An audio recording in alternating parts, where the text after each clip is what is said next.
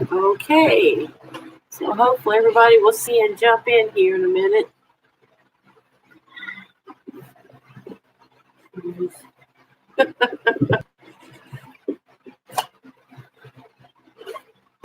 Anyone here? Ah, hey, welcome. We made the transition. It's muggy. All right, now can you hear me okay? Because I've got a fan going behind me. Yes, we did. This is me and all my natural funkery. No makeup at all. Okay, good. Hi, Johnny. Good to see you, sweetie. Wait for others to come in. I hope they do come back in. I haven't ever had a near-death experience, so. Yeah. Thank you very much. You lie so well. Hi, Bella.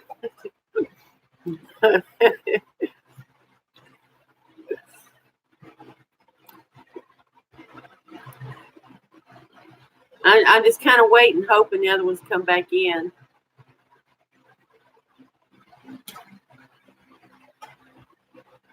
Hey, Fluffy. Oh, I need to fix Ozark. Yes, hang on, Ozark. Don't move. Don't you go anywhere. Boom. Ha ha. Gotcha. Hi, Farah.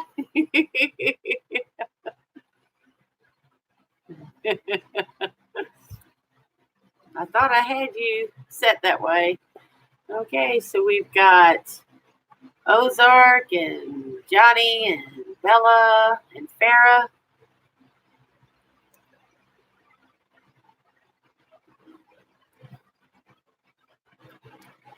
Did she? See, I'm always fascinated. There are people that want to say, no, it's probably just leftover brain activity, but that doesn't fit. That doesn't fit. There's no way that's all it is. There's no way that's all it is. I just can't believe that. It's too detailed what people remember. And then there's some that don't remember anything. It's just completely blocked, which is really weird. But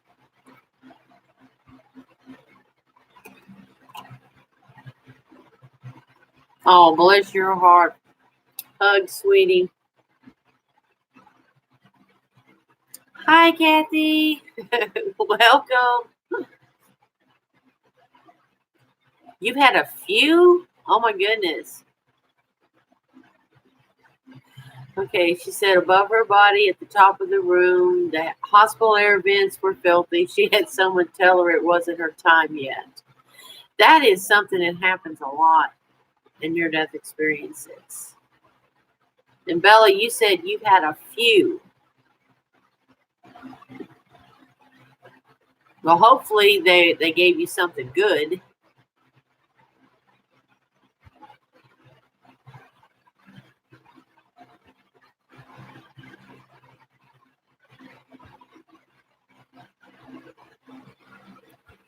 Well, at least I think here I'm not hop, skipping, and jumping all over the screen. Yeah, I've always heard that. Yeah.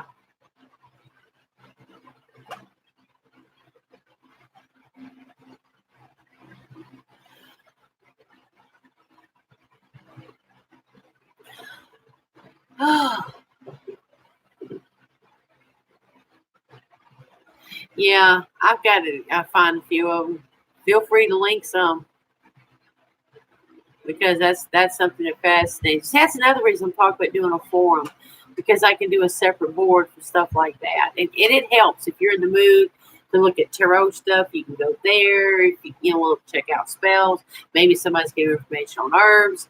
I just think a forum setup would really be good, better than the Facebook group that I've made in a way. I think the Facebook group would be good just to chat, just to text each other easier. Anybody that wants to join in on that would be good. But I really am seriously considering doing a forum board just for anybody that's interested. If nobody's interested, whatever. Okay. Whenever we get done with this feed, this live one, then when it goes on there, just go ahead and do a comment and link the ones you know of that are pretty good.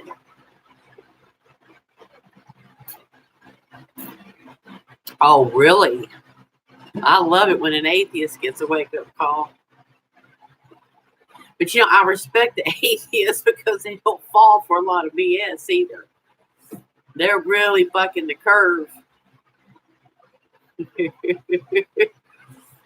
My favorite atheist is, oh my gosh, his name is right. His first name is Seth. Is it Seth Andrews, I think? You probably know what I'm talking about, Ozark. I like listening to him because he's nice. He's not a butthole. He doesn't have to be hateful about it. He'll lay it out there, but he's not cruel. And that's one of the things I think bugs me about some atheists. I think they have to be mean about it. You were accidentally drowned, or do you say nearly drowned? I'm not sure of the term, but a bunch of us were playing in the lake, and one person was dunking me and didn't realize I wasn't making it up. Oh my goodness. No ideology at all, but just that he had a new belief.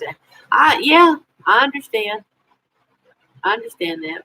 There's people come back around the world that have had this happen. India is probably one of the places that have the most incidents of it because it's part of their culture. Reincarnation is part of their culture. So they absolutely believe that you don't just poof when you die, that there's more to us. Oh my goodness. Oh, those are the stories that really get me. Oh man. It's like a mixed kind of a curse and a shock at the same time, but then you at least got to see him before you, moved on. You're Pakistani. Oh, your grandparents were India born. Hugs and love to you, sweetie. Teach us. I'm open. I love learning from different cultures. I very much believe in reincarnation. Okay, you were 15 with your first one, and then my second happened at 34. That's okay. I know how it is with Wi-Fi. Wi-Fi can be a pain in the butt.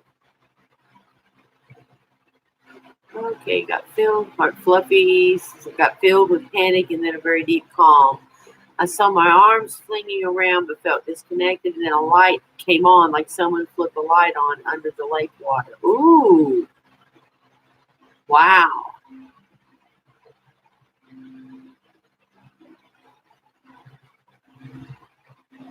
Yep. I think most people that get into any kind of metaphysics, you're going to come to that belief. You have to call it a belief because you can't hardcore prove anything. You can't hardcore prove atheism. You can't hardcore prove non-atheism.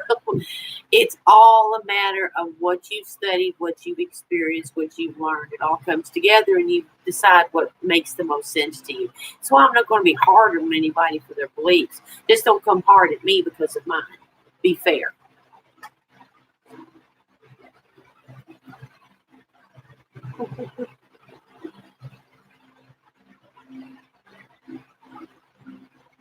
Yeah, that makes it tough. The Abrahamic religions tend to take a real hardline stance on the abilities, which is ironic to me because if you believe in a creator, then why would you doubt something that the creator gives you that helps you?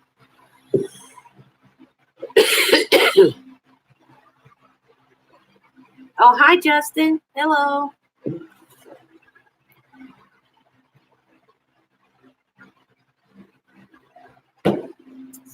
See, understand this about me, guys. Tell you a little bit more about my background. I'm pretty open about who I am, what I am. My oldest son preaches at a Baptist church down in Georgia. Free Will Baptist. Okay? I've got a cousin who is a Baptist preacher. He preaches at a big church that's in Virginia, right outside of Washington, D.C. He's even got his own radio show up there. So you understand why I've got one foot in the broom closet and one out.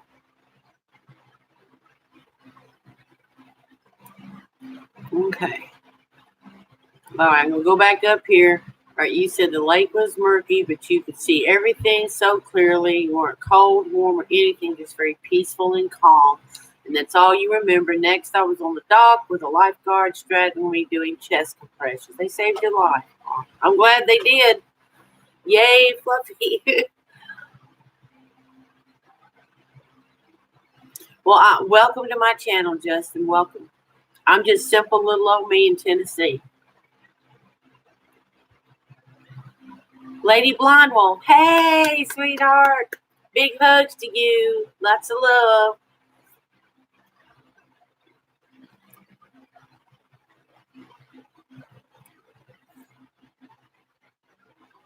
Glad you can make it in here.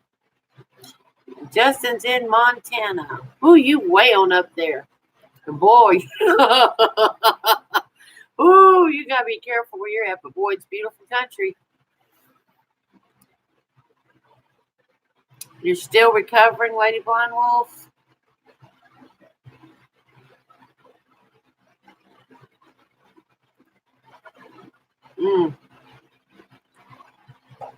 Yes.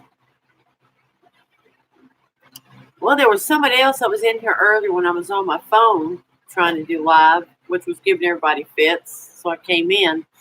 I wish they would come back in. I hope. Oh, you had an actual. Oh, sweetheart, what happened? Are you okay? Well, I hate you had an accident.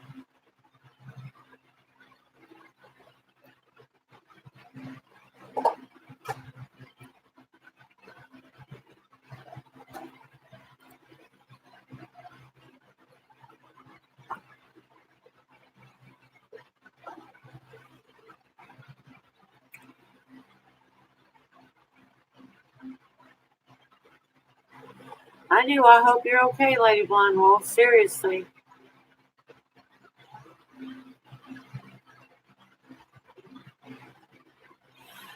Well, as far as the actual topic of the chat tonight, I personally have not had a near-death experience. I can tell you that when my brother passed away back in 2006, I could hear him calling my name off and on. My daughter,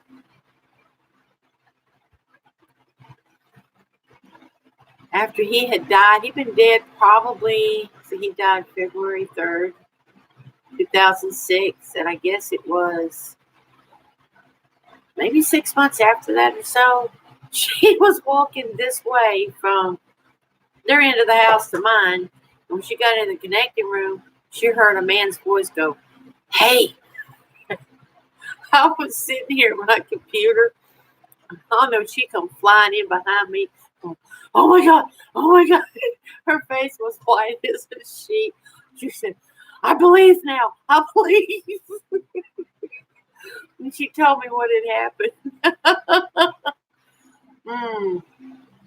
Well, an adult not being responsible. Oh my Lord. The last thing you need. Good Lord. I am really sorry to hear that, sweetie. And yeah, I agree, Ozark.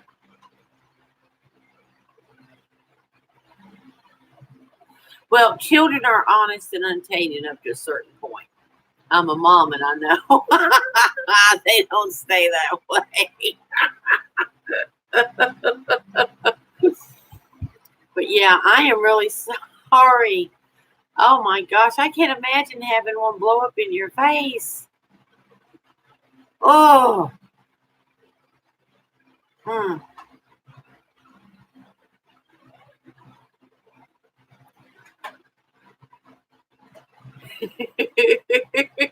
We all are, Farrah.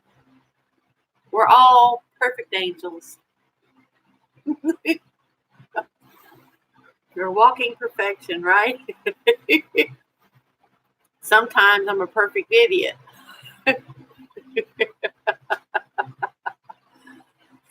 Oh, bless your heart, sweetie. I'm sorry to hear that. Yeah, it's hard to lose a parent.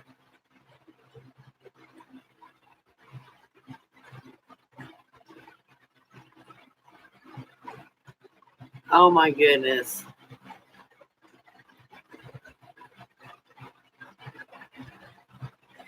Yeah, it's too many irresponsible. Not everybody's meant to be a parent, or they don't understand about parenting, honestly.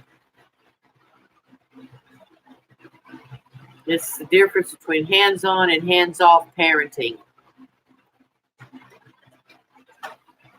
A good example to me, and people may have disagreed with me, but I didn't care.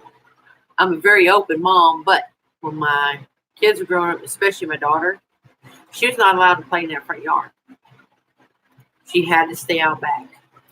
When she went to catch the bus in the mornings, we made sure she was safe the whole time. And we waited for her when she got off the bus. She'd get so frustrated growing up. But I explained it to her. I said, you don't know. I'm busy, phone. I am really busy, phone, really.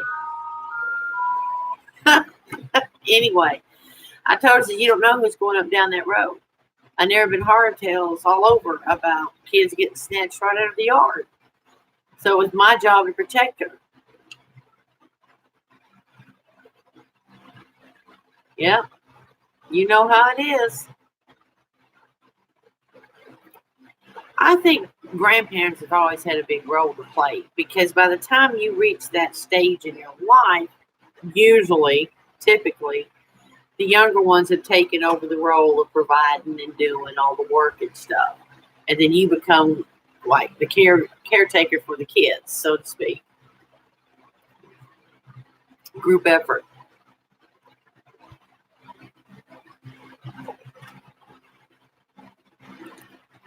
I'm still here. I'm so sorry.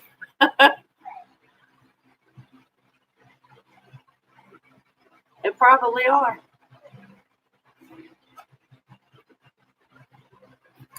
I was really hoping. You never know. Internet's so wonky and we're under so much attack. People have no idea. Just Google internet attack maps. That should bring up some lists to some links to some maps where you have active ongoing attacks being launched against us. And you would not believe how much is coming from North Korea and China at the US. It is phenomenal. Oh man, that's awful.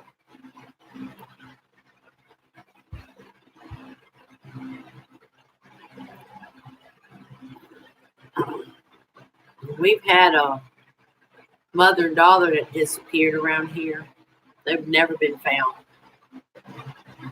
No sign of them anywhere, ever. It's been over 15 years now. It's been a long time. I suspect that the boyfriend, I think it was her boyfriend she was living with or something. I can't remember. It's been so long. But I think he did them in, and I think the body's right here somewhere. My cousin, back behind us, they have a shed behind the house, a garage. And he was working on a car, and he kept hearing a little girl sing. And when he'd go out, see who was out there, it would stop. It happened 3 times. He says, okay, I'm done. He went on in the house.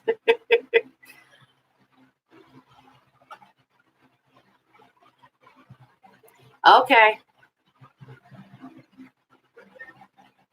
Yes, I have absolutely experienced ghosts. Yes. I have seen a full-on apparition many years ago, but it happened.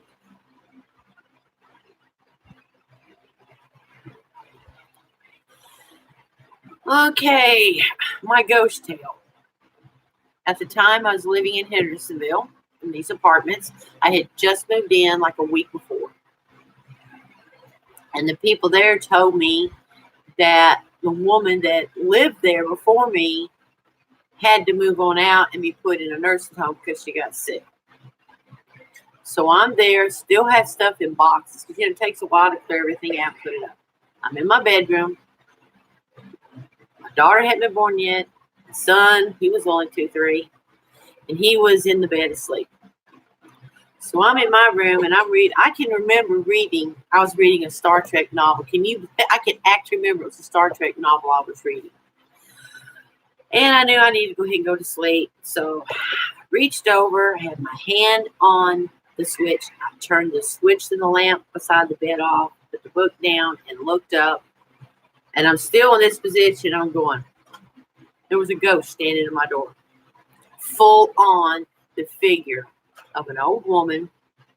And she had the hair up in a bun.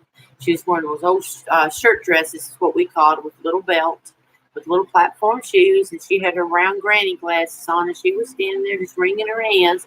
She's looking around like she was all confused. And she stopped. And she walked into my bedroom. And then she walked down to the end of my dresser. Whew, I guess she was talking about it. And then I had a basket there with some jewelry in it. So she started fiddling around with the jewelry. She's wringing her hands again. And she turned around and walked back to the door. And then she walked out the door and just disappeared. I could not move. I'm just watching this whole thing like an idiot because I couldn't believe what I was seeing. I knew I wasn't asleep. I had my hand on the lamp. As soon as she walked out of that door, it's like I was cut free, you know. And I jumped out of that bed and I started running through flipping lights and said, okay, wherever you were, go back to where you're supposed to go to the light, go to the light. So I have no doubt, no doubt of what I saw. I was wide awake. I was not asleep. I was still awake, had my hand on the lamp switch and ready to put my book down. So no, I was not dreaming or imagining anything.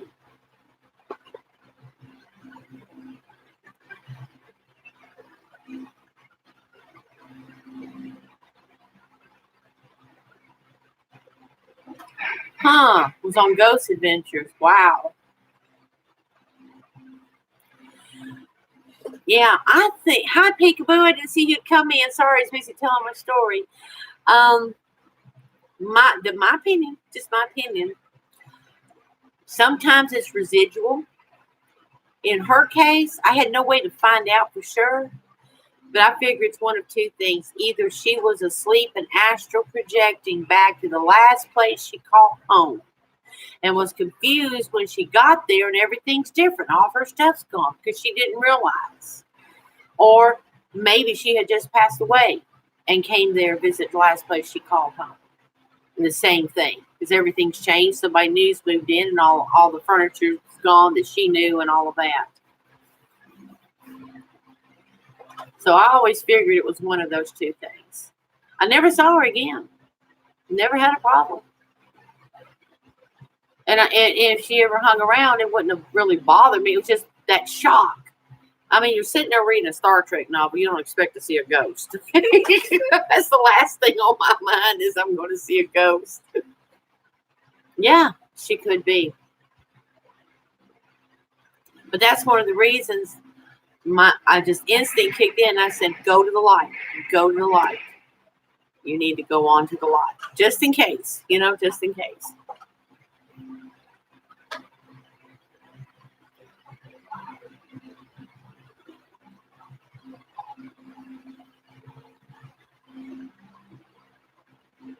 Oh, the blind school where you went was haunted. 3 kids died there. Oh, my goodness. What blind school? Did you go to the one in Nashville? Because that's a big one in Nashville. That's a lot of people from all over the world wind up going there. I think it's one of the first ones they ever built.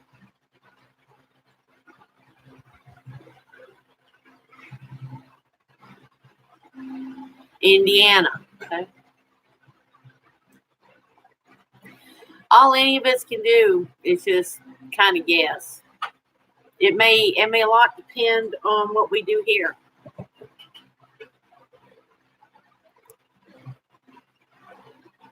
A lot may depend on the choices we make here. Do we choose?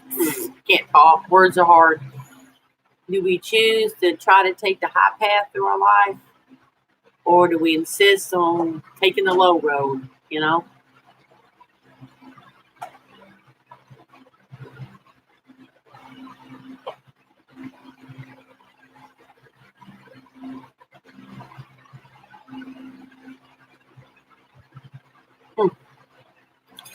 I think the thing that bothers us about death is being gone, missing out, and the unknown, because you don't know what awaits you. But I'm not afraid of dark stuff. I think that's just fear talking.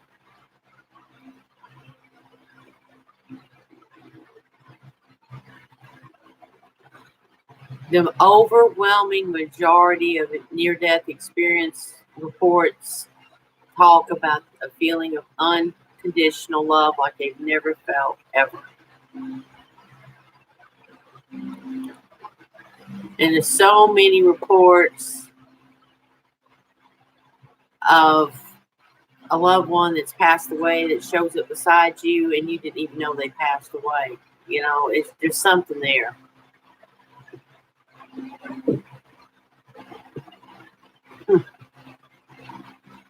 It is. I agree, Justin. It's always a wonder. It's a mystery.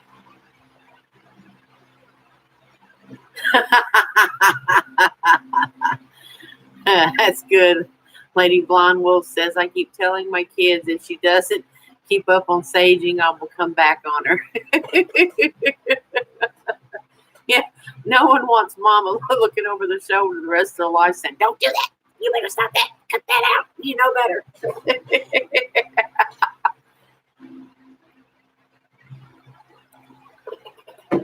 I wouldn't mind a haunted house as long as it wasn't a negative type of haunting, because that's usually a low level entity. That's what I mean about the afterlife may well depend on what you do here. If you choose low energy, make low energy choices, that may be where you're headed that way. It's not a matter of heaven or hell. It's a matter of higher vibration or lower vibration. I'd rather go with the high vibration. Thank you very much. Your mom's haunting you. She's going to try to keep you on the straight and narrow.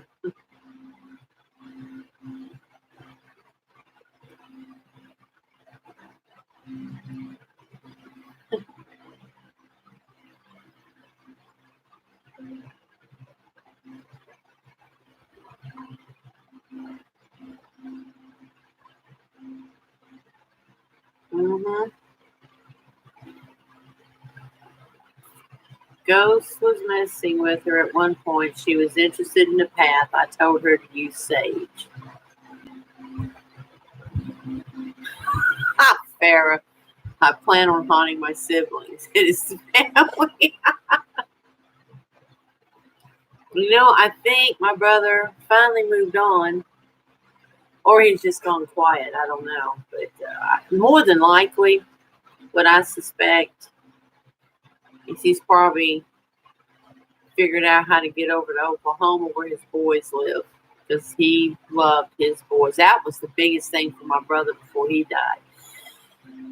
A month before he passed away, he came back from where Mama and Daddy had taken him to get his treatments, the radiation, and they sent him home. They said, you've reached a point, there's nothing else we can do for you. And he coming back this way, he stood there and just started crying. I said, that's it, Lindy.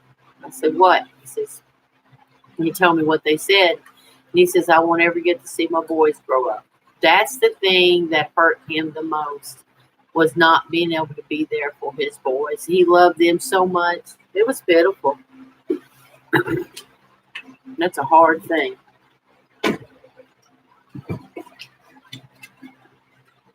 No, it's not a ghost. That's my son.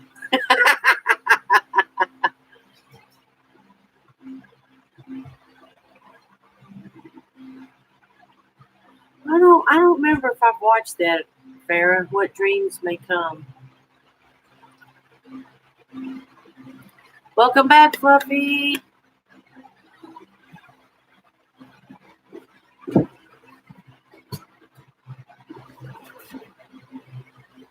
Yeah.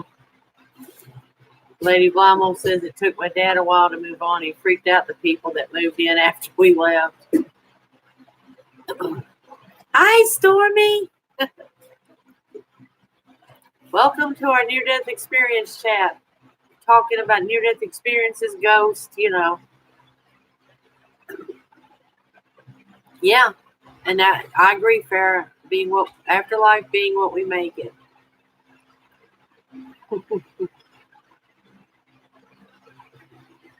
Oh man, Lady Blondwell said he was shaking them, telling them to leave his house. See, he just figured somebody had done moved in. He didn't understand. He's gone and it's theirs now. Y'all moved out and it's theirs.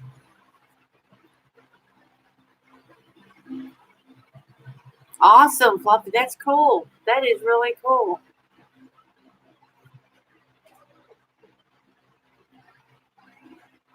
So if anybody's come in, I did say, hey, not ignoring you, trying to keep up with chat. If you ever do a live, you'll understand. You're trying to keep going on your part as being the one hosting the live. Let's keep up with chat. But it's very addicting to be able to sit here and talk to so many people from all over the place. I love it. I love the live chats. I really do love live chats. And right now, this is ideal. The 7. So the chat isn't bogging down. And why are you crawling on top of me? There's no fireworks going off right now. My son's dog, Nana. You big baby. You big baby. He's over there on the couch. Yay, I'm glad. No choppiness. I hate when it does that.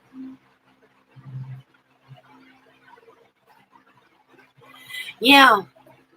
You know, like I told you, my ghost, I think it's the same thing. That was her home, and it just totally confused the poor thing to show up in spirit form, whether it was astral body or she was actually passed away, and here's some strange woman and all her stuff was gone. It could be very upsetting.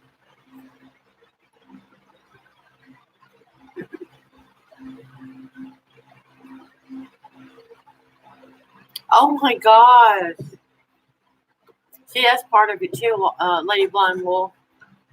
A lot of times they don't accept that they're passed away, that they're gone. Okay, Fluffy says, I lived in a house with 2 other couples. We started to have bizarre things happening. In result, we found out that a car one of their parents sent up was owned by someone she went to school with. He killed himself in that car. We had it towed away and everything stopped. Ooh, interesting.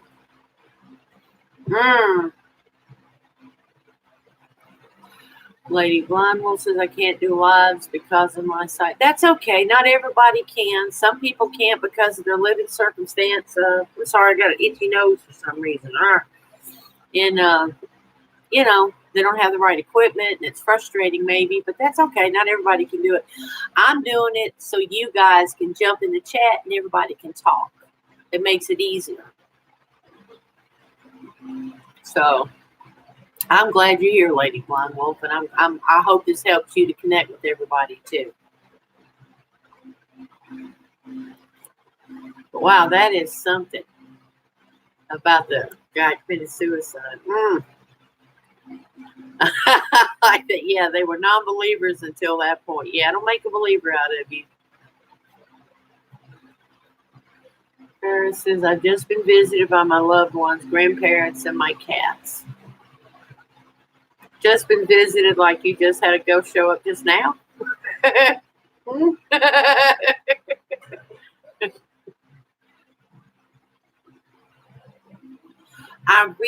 just want to let you know, as much as I can, I try to read the questions because I've noticed that sometimes YouTube doesn't include the chat.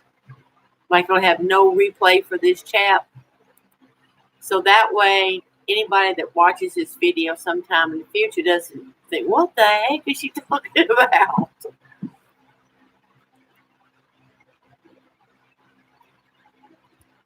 All right, that sounds fun. Lady Blimo says, I think I may do a ghost experience challenge around Halloween. That sounds like fun. And Farrah says, no, I had visits in the past. Okay, all right. I was getting concerned. What do I need to go get my rattle?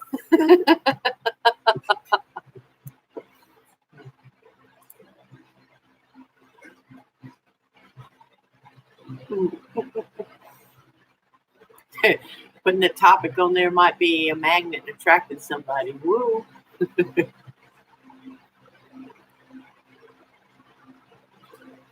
Your dad visited you in your dreams. Okay, Johnny. Well, that's good. At least you got to see him. That's where a lot of people get visitations from loved ones that have passed on.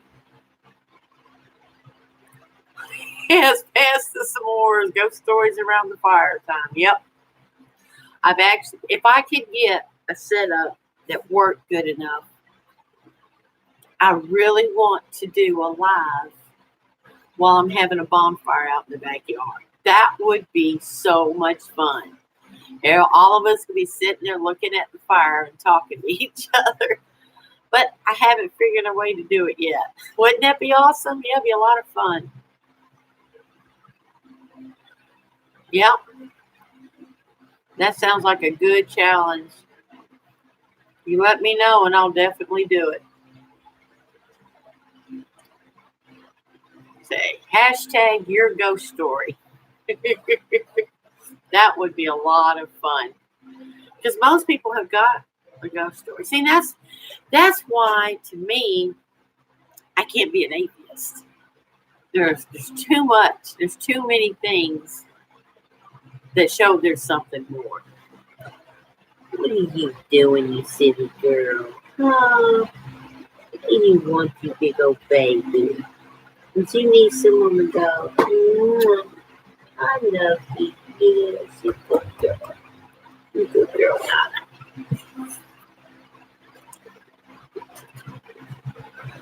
Oh, yes, I would love it. It would be so much. I really want to do that. Yeah. Yeah. I think the most I can do is to just be like borderline agnostic or something. There's too much that's happened in my own life that tells me otherwise. I know there's more. I know there's more. Stuff has happened in regards to Hecate. There's something there too.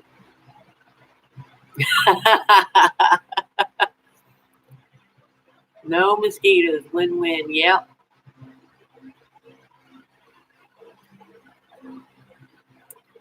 Yep.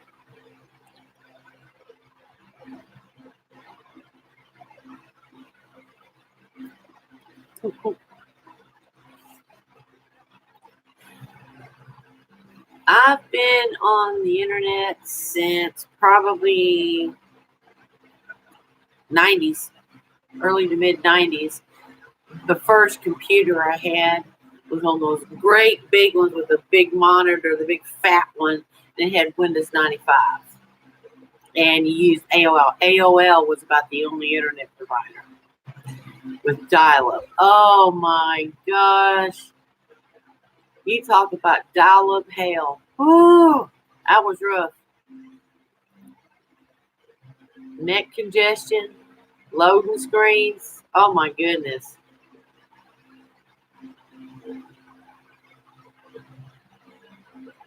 Mm-hmm.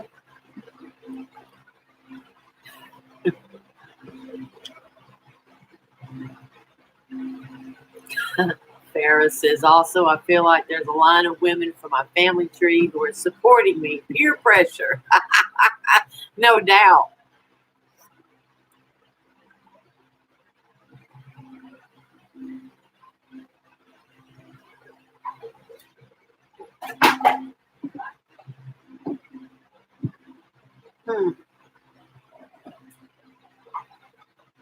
Oh, dial-up was a nightmare. It's how we all, all of us that have been around a while, it's how we got started. Remember the Undernet, IRC? Oh my gosh, the flame wars. I was even around with the Art Bell blow up. That was unreal. That was crazy. So I've been around a while. Yeah, Farrah says, you know how they say that the soul has actual weight. Yep, absolutely.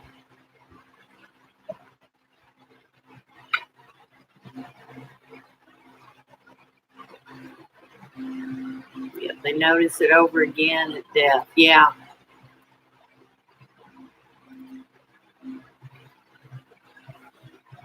Yeah, I've seen that, Johnny Dragon, where you're English, French, Cherokee Indian, and you do have Cherokee Indian Great Spirit, English ancestors, and French ancestors too. You're like me, you're a mutt too.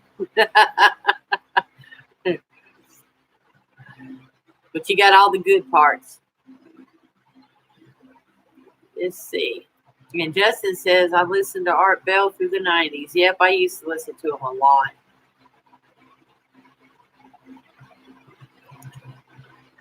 Stormy says regular Listerine sprayed on you will keep bugs off. Guess what I'm going to buy when I get paid Wednesday? I'll get the big jug and I'll take a bath in it. I'm in the country. There's a lot of bugs out here.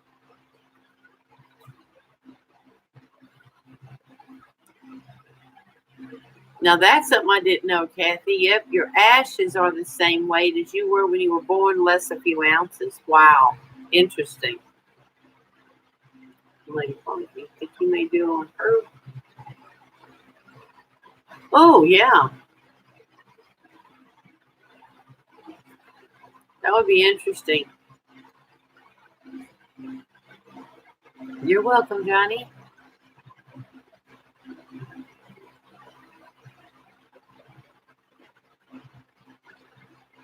Because Farrah says, but what I wonder, how we seem to connect with seemingly unconnected cultures, like I connect to African culture.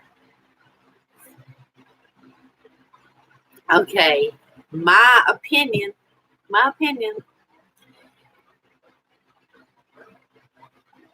is your spirit, your soul is not bound by the body. That your soul has been born in many different bodies. That's where I believe in reincarnation. You could have a lifetime as American Indian, maybe way back when you were in Africa and you came to America, and then you were born later Irish family, you were born in a German family, and all that stuff, your DNA. I think that's what the Book of Life may be. I think the Book of Life may be your DNA. It's a good way to put the Akashic records. Everything is recorded there in your DNA. And when you go far back enough up the family tree, we're all connected some way or the other. We're all connected. So that's what I think. Okay, spray it around on the wood of decks. It really helps. Yeah, I will drown my porch with it. Thank you. We get brown recluse spiders here. So that's something I'm curious to see if that'll help make them go away. Because I don't like brown recluse spiders. They're bad news. Lady Blind Wolf has Celtic, North Cherokee in your family. Yep. All right. Be glad when Stormy comes back. Yep. Justice says Heinz 57 here. Yeah. High fives. All right. Kathy Boat says take a handkerchief, throw it on the ant pile for 3 hours, shake them off. Now rub your body with the rag. Works like a charm. Bag your handkerchief. It'll last a couple hours. Seriously. Really? Now I have never heard. That's a new one. Totally new. Absolutely. That is cool. Yeah. Helps mosquitoes for sure. See, I love learning stuff like that.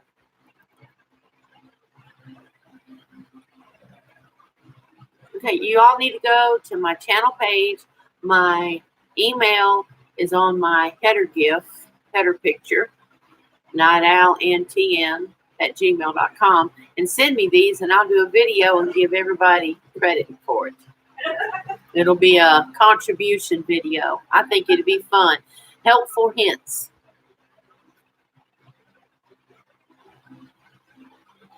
Certain colors that we are connected to or drawn to, my opinion, is because once in past life we were part of that. Could be a culture, yeah. That's Justin. And then Ferris says, I watch documentaries. Some scientists want to say junk DNA. No, there's no junk DNA. I agree. Just because you don't know what it do doesn't mean it doesn't have a purpose. And that's where it gets it. I believe in ancient aliens. I do believe that. And I think that they tinkered with our DNA and they turned stuff off.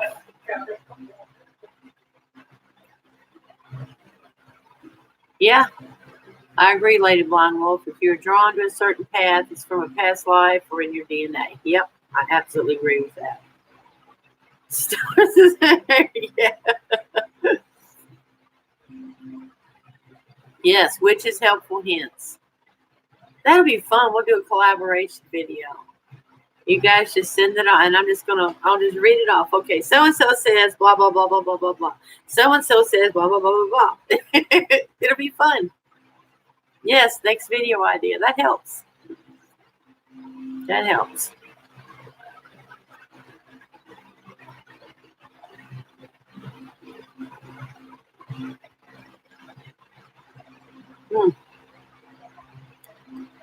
See, we've been in here now for right at 47 minutes. It doesn't feel like we've been in here 10 or 15.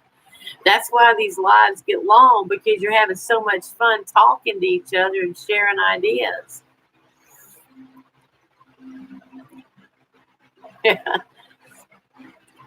Paris says, I'm not scared, but don't make videos. Not everybody gets into it to making them.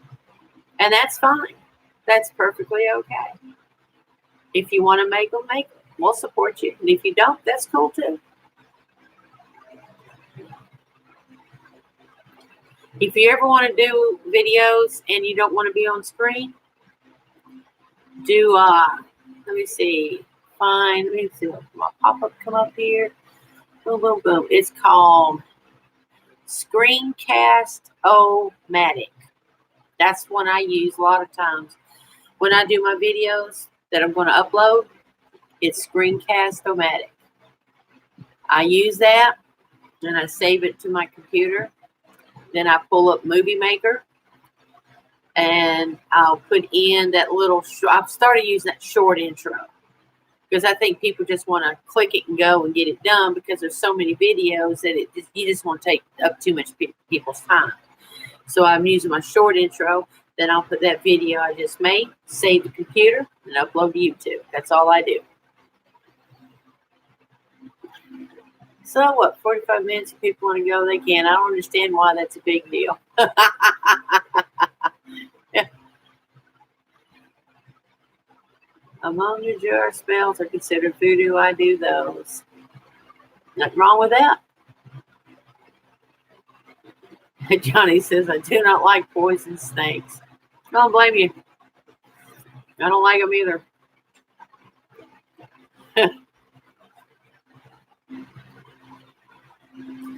Yes, I agree, Justin.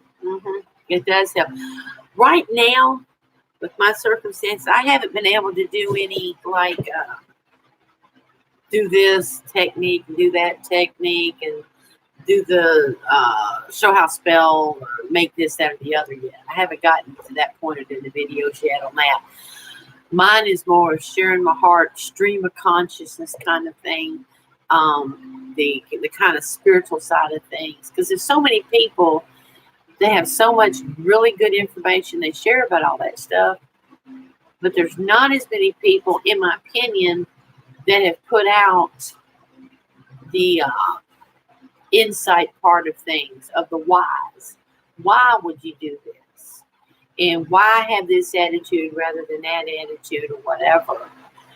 And putting out a positive energy as well, because there's so much negativity in this world. There's so much hate. It makes me physically ill. And I honestly think maybe that's one reason that I'm here now, is to try to help counteract the hate as much as I can. I don't have a whole lot of influence, but what little bit I can do, I try to do.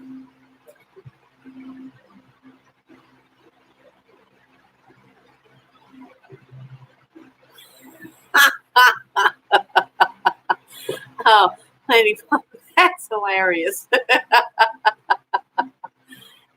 Stormy, it's like meeting people at the bar. When you're done, go home. You're right, Stormy. Yeah. Okay, Farrah says, then also the fears, is it from past lives or something else? It could. Also said it is easier to be negative. I agree, it is easier to be negative because we live in a world that's more negative. We live in a culture that's negative. Our culture is negative. Think about it constantly. Look at our news. Everything on the news is negative. People won't watch a good news section hardly. They want to see all the bad news. Let's look at all the stuff about the earthquake. Let's look at all the stuff about the flood. Look at the tsunami. Look at this. Look at that. It's bad, bad, bad, bad. It's almost like an addiction. Addiction to fear, to terror, to upsets, to negative. And that's why I'm trying to counteract it with as much positive as I can.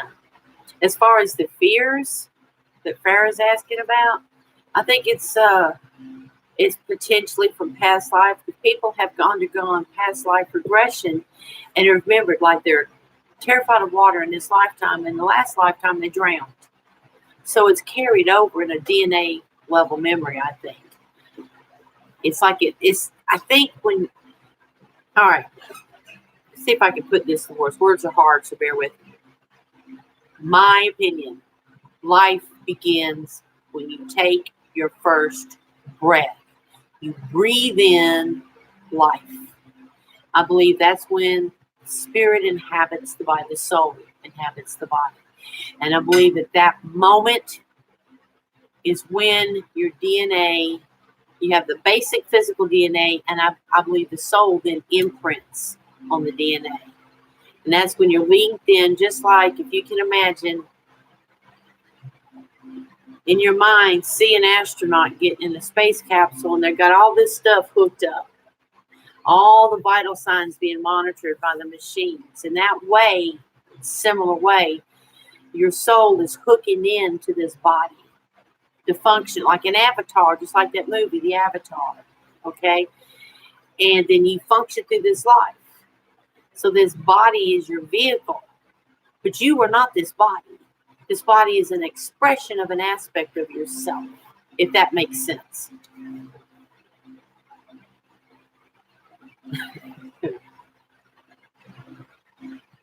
Yes, we should.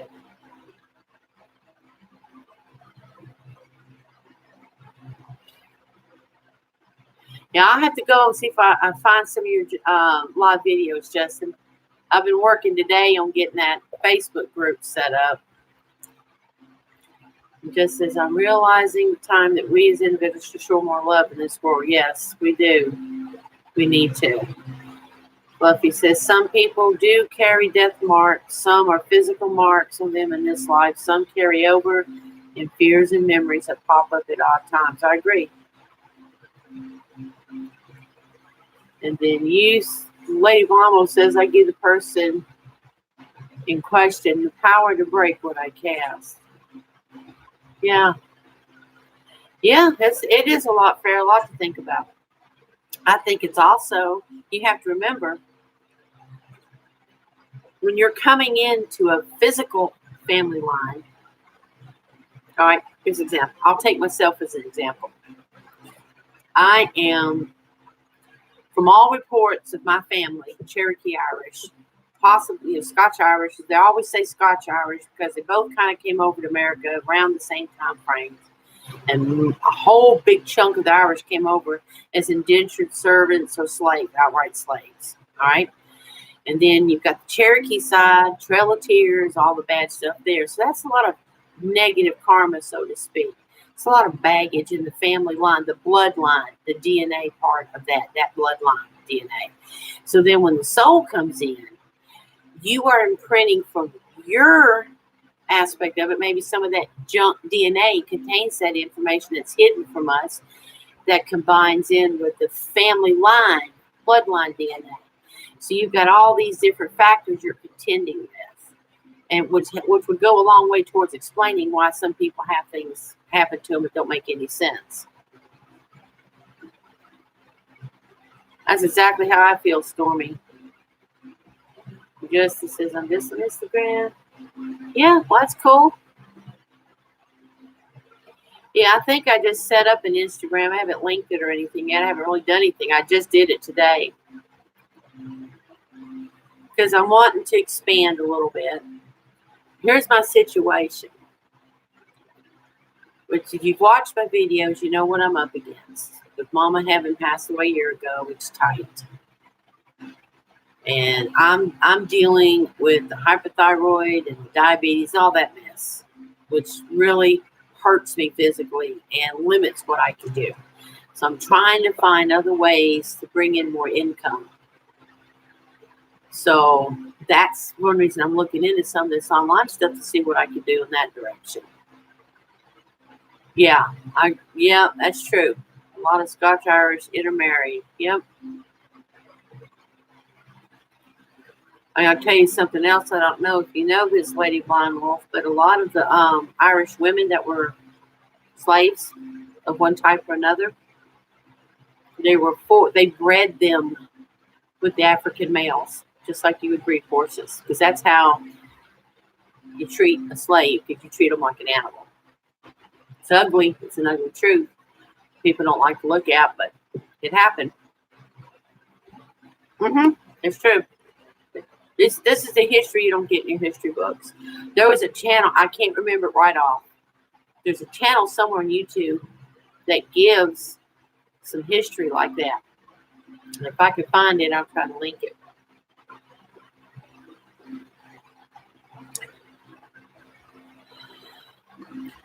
When I first got into this, studying all of this stuff years ago, Stormy, I was taught you're not supposed to make money off of your abilities. And it's really, excuse my French, bullshit. The thing is, I would say there's so many spell books out there. It's not a matter of doing that because somebody's going to find it somewhere else for free. But if what you do yourself, you're able, you have a gift to accomplish it, then the worker is worthy of his hire, right? You're doing something to somebody. Just make sure that what you do is effective. And you don't want to mislead anybody or be dishonest.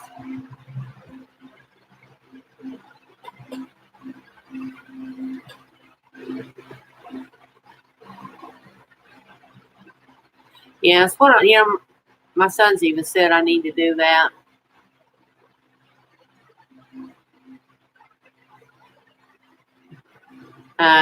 That's actually probably good news, Lady Blind Wolf.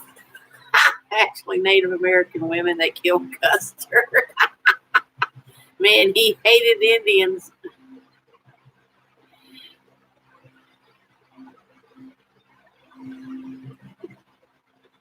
What, Farrah? What are you wowing? Oh, about the killing Custer? There's been a lot of ugliness in this world amongst humanity. Here's the thing. Like I come from a Christian background to start with. But there were parts of it, aspects of it that never sat good with me. I got out of it, went into New Age, went into Wicca, and then just general witchcraft. And then I backed out everything for a while. A lot of stuff I was struggling with. Then I went kind of back into Christianity, not really going to any church or anything, but kind of like talking it and all of that. Because, my mom went to church and your family goes to church and all that. And my oldest son, what he was doing. But it just didn't really and truly, at the end of the day, just not me. So I went back here. This is where I belong. This is my path. This is me. And I'm happy. And if there's a way, yes, there is a fine line on being unethical. I think you have to be very honest and above board. Me personally, if I can get good enough at doing some of the crafts that I like to do, like painting the ceramics and stuff, that's what I prefer to do. Make money on that. Maybe make dream catchers and sell them, like have an Etsy shop or something along that line. Tarot readers can make good money doing that. I'm a first degree Reiki. I've been a first degree Reiki for ages. I've just never had the money to do the second and third degree. And that's something I would love to do because I'm a healer at heart. I want to heal. I want to help people. So those are the things I'm looking at doing.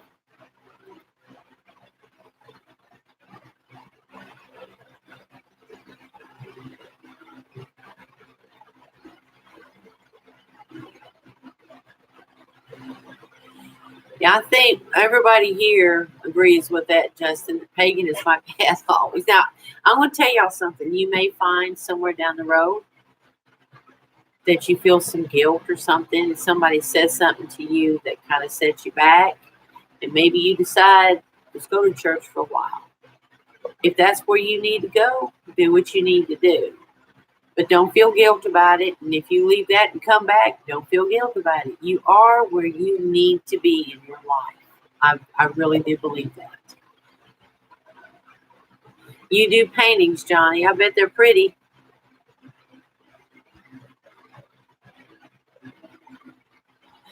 Okay, let me get what I was talking about, Stormy, before I go read your other one. I think back in the 80s is when I first came into it.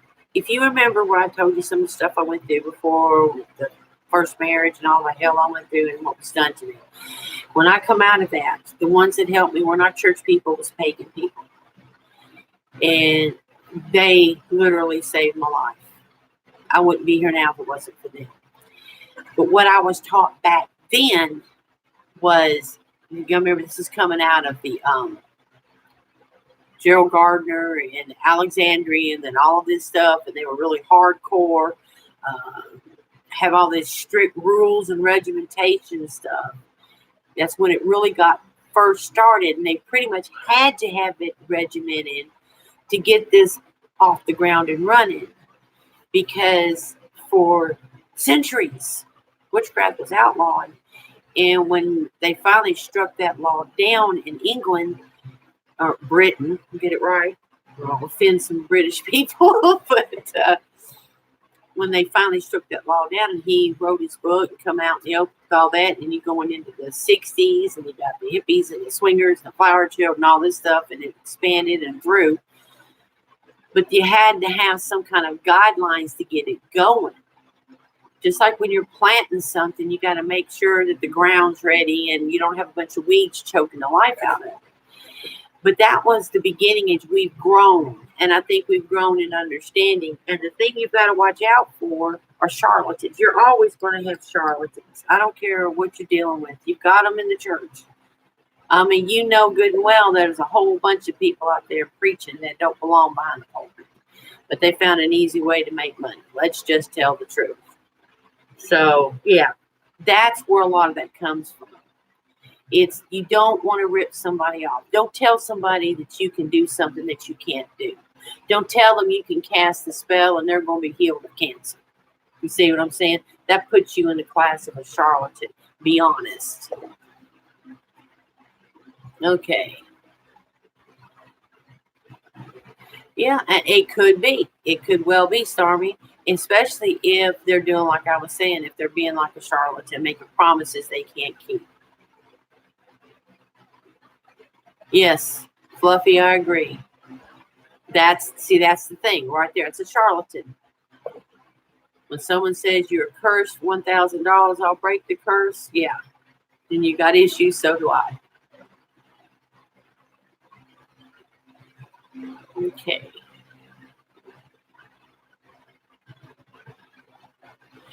Farrah says also the soul energy is carried through time and empowering ourselves empowers future people. I absolutely 100% agree with that. I absolutely agree with that. Justice says I've been in the craft for a long time. It's my life and path. Yep.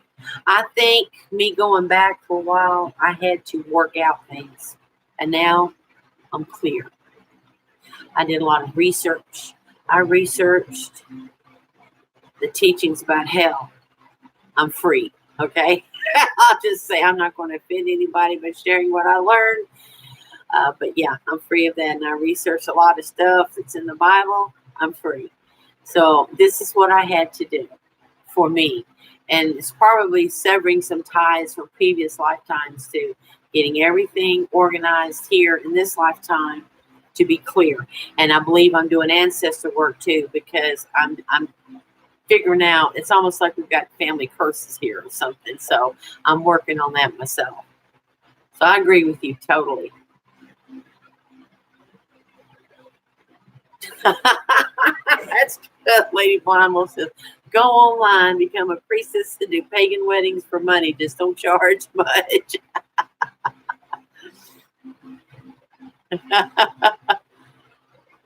Hey, Moon Crone. Hey, love you. Welcome. Yeah, we just chat.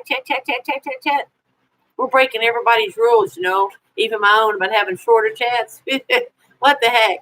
Fluffy says, just let them leave if they don't want to stay.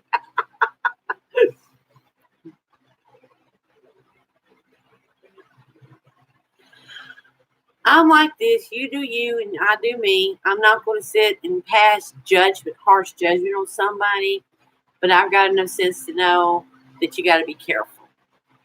The old saying, buyer beware.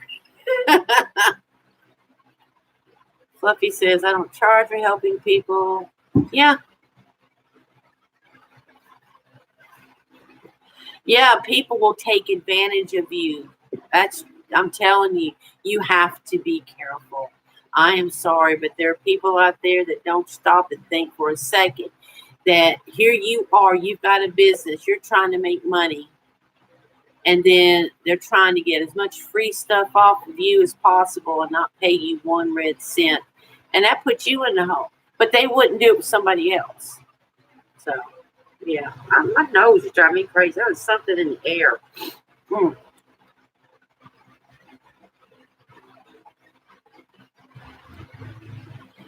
You know, that's a good point, Stormy. Stormy says it could be just to keep witches honest, but 100 years ago, it could be to protect witches from being greedy and get caught and burned. Yeah. Here's another thing. Consider this. What if it's something that was spread by Catholic priests? Because the wise women of the day were competition for their medical services. Because we know that what the wise woman and wise man would do would work. Whereas the bleeding by leeches and stuff is a bunch of hokum BS. So in order to that, maybe they infiltrated and got that thing going too. We don't know. I wasn't there, so it's possible.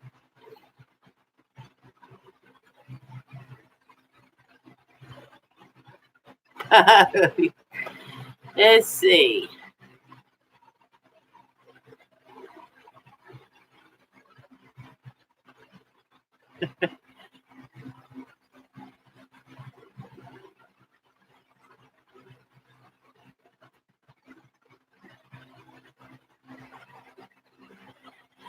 Yeah, I'm going to tell you, true story.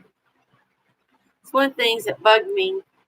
The old channel that I had here on YouTube for years, I've been on YouTube since 2009, 8, 9, right in there. But I was political back then. And may lose me some people, but I'm a politically blue-collar Democrat. You know, just left of center. Try to be fair and balanced, and all really fair and really balanced, okay? But I found myself in the midst of a lot of right-wingers, which was kind of hilarious because at that time, I was doing the Christian thing, okay, because of Mom and my son. So that put me there. So I saw a lot of that. I saw a lot of a blame game going on when people started getting bigger channels, got real popular, and then they decided to try to make some money off of it. And then all those other people would turn on them like a pack of wolves and rip them to shreds for trying to make money off of YouTube. And I never understood. I'm like, I don't care. If they want to make money from it, fine. Good for them. You know? So I've seen it all different groups on YouTube. Let's see.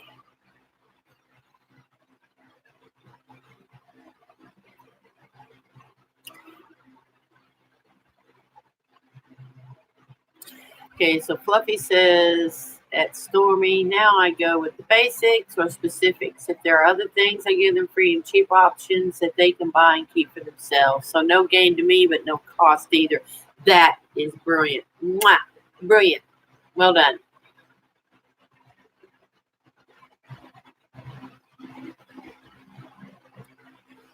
Okay. It's very fair. Yeah.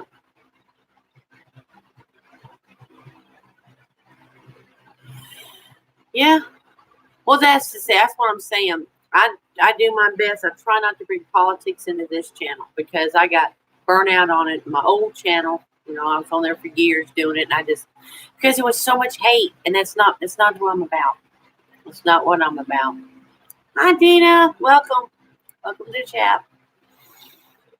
But all I'm saying is I've seen it in that group of people on YouTube. They did the same thing, and they did it to Christians that tried to make money. They did it to conspiracy theorists.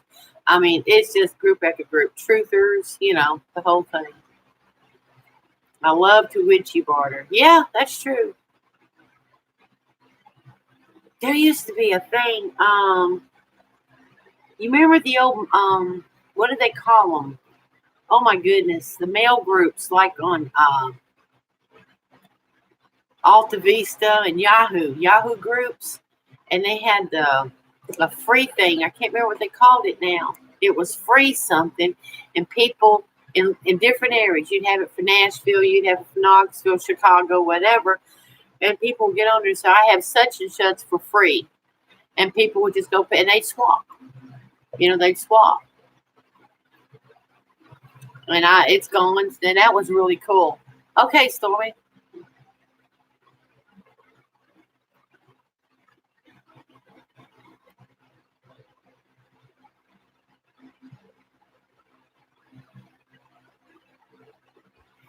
Let's see. The arrests. I still do that. Don't get money or fame, they call it drama. Yeah, I agree, Lady Blamo. What I hate is family getting drug into it, going after children, especially disabled kids. Free cycle. That's it, Fluffy. Yeah. Yeah, we got a couple different conversations going on, so I'm trying to keep up. It's not easy being in front of this camera and keeping up with chat. I promise you, it's not. It's fun, but it's not easy. Farrah says, I'm getting very tired. Thanks. Okay, sweetheart. Love you, Farrah. Good night, sweetie. Thank you for coming by. I'm so glad you came by. You know, Tina says her website, Witchfox. Yeah, witchfox.com has been around a long time. But my problem, the Tennessee listings are way out of date. There's some in the area, there's one lady, she's moved to Germany. And there's a lot of groups that they haven't updated. So I don't know what's going on with them as far as that goes. Maybe they don't have somebody that's keeping it updated on the different areas. The pros and cons of live chat. Yeah, that's right, Fluffy. Yeah. It's kind of sad because most people know about Witch Fox, and for a long time, man, it was a hub of connections. That's where you found some of your best links. They used to have a pagan search engine. I can't remember what it was called, but that was around for a while. But Google pretty much put everybody out of business. The other ones have expanded to do other stuff so they could stay going. But there was one that was specifically dedicated to pagan websites. Just couldn't compete with Google. And now Google pretty much blackballs certain sites. You never know if you're going to be included or not with them. So, but that's how it goes. Oh, that one person that was in our other chat when I was outside never did come back in. I don't know if Yahoo Groups is still a thing or not, Mooncrone. I really don't. All that stuff we knew way back when, a whole chunk of it's gone, like Undernet IRC, Flame Wars. Oh my God, the Flame Wars. Oh, it was insane. That's good. You know, it's not all of them. It's just there's a lot of them that are way out of date that they've never cleared out, deleted because they don't exist. Things change, and people come into the path, leave the path. Some stay, but maybe they move, so they're not in this area, they're somewhere else, and they forget that they're listed on Witch Fox. Don't update it. Witch Fox doesn't follow up. There's a lot of people, so it's hard to keep up. Yeah. Okay, Stormy.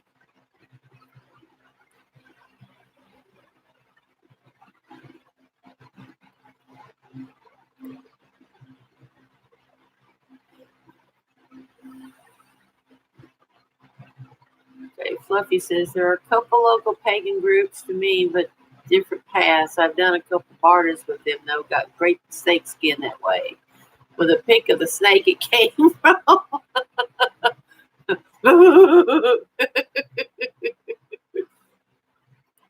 I know. I'm supposed to love all of nature, and I do. As long as most of it stays out there. I don't want it on my porch.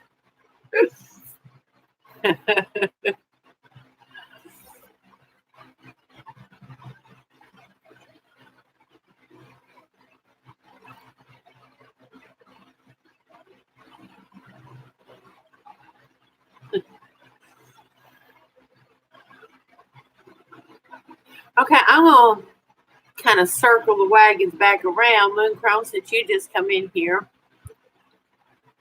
what do you know about near-death experiences? Have you had one, known anybody that's had one, or seen a ghost or anything along those lines?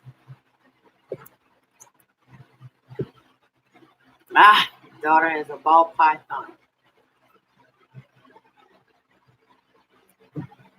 I will say the one time I have petted a snake, I was surprised that it wasn't scaly feeling. It actually felt warm, but that's as far as I'll go. Ooh, okay. Here we go. Start talking. Give it up, Mooncrone. Give it up.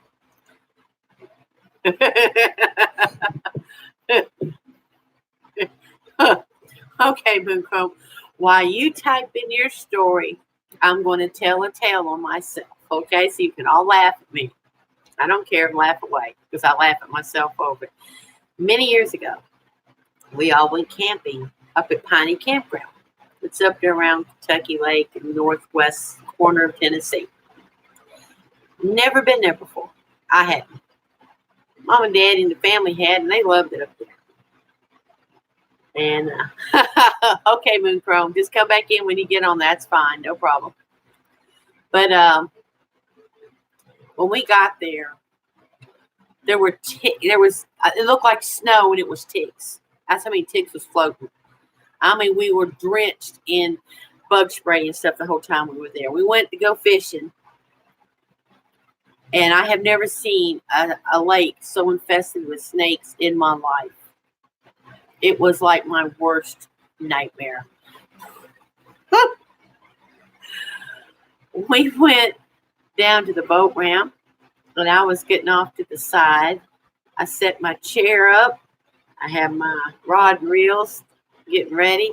By the time I sat my butt in the chair, darn snake come out from underwater right in front of me, underground. There's like a tunnel going back under right where I was sitting. So I got up, moved my chair, grabbed my rod and reel, and I went back up. I thought, okay, I'm going to go out on the boat ramp. They had one of those little pier things going out from the boat ramp.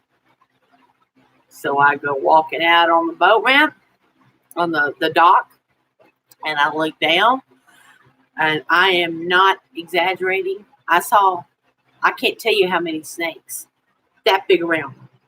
At least that big around. I said, nope. I was so scared that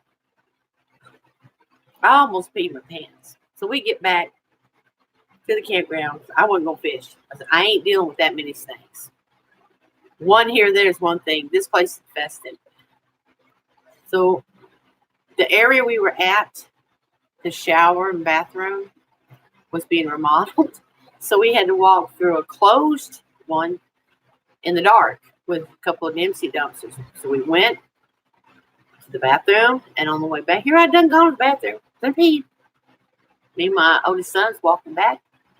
And just as we get beside the Dempsey dumpster, I have never heard such screaming in my life, and it's knocking around, and it was a darn raccoon. I didn't know what it was at first, and it scared me so bad that I peed my pants. My son cried from laughing at me. I just froze. I didn't know what it was. So needless to say, I had to go back and get cleaned up. So this is the kind of thing that happens to me. I'm a magnet for chaos. Funny chaos, but chaos nonetheless.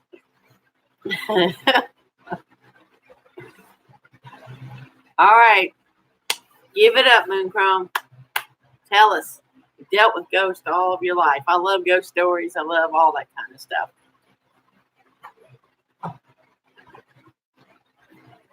That's my dog.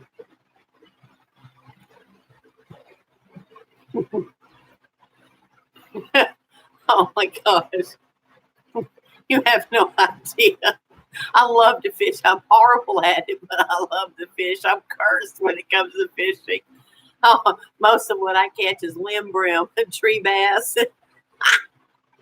If there's a root out there, I'm going to hook it. Yes.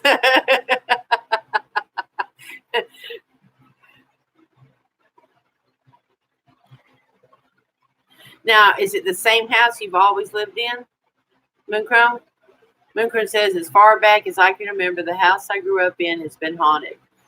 And like I told the others, I'm reading them just in case. You never know if YouTube's going to replay the chat or not. Sometimes they don't. So that way, if all anybody has to look at is me, they'll know what I'm looking at in chat.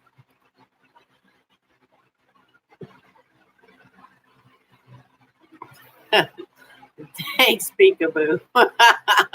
Peekaboo Pixie. I love that name. That is so cute.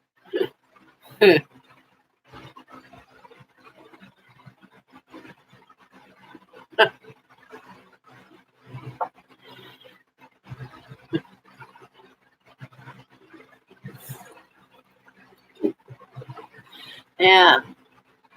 Johnny Dragon, I will never get close enough to poison a snake. I will give him a wide berth. He owns it. Wherever he's at, it's his or hers, whatever. Will you chill? You're fine. You silly girl.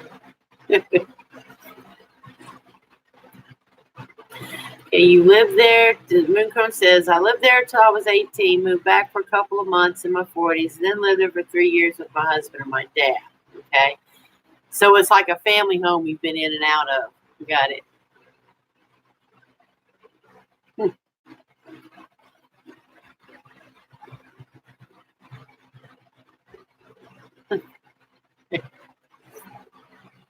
So are the ghosts people you know? Loved ones that have passed on, or is it from before your family?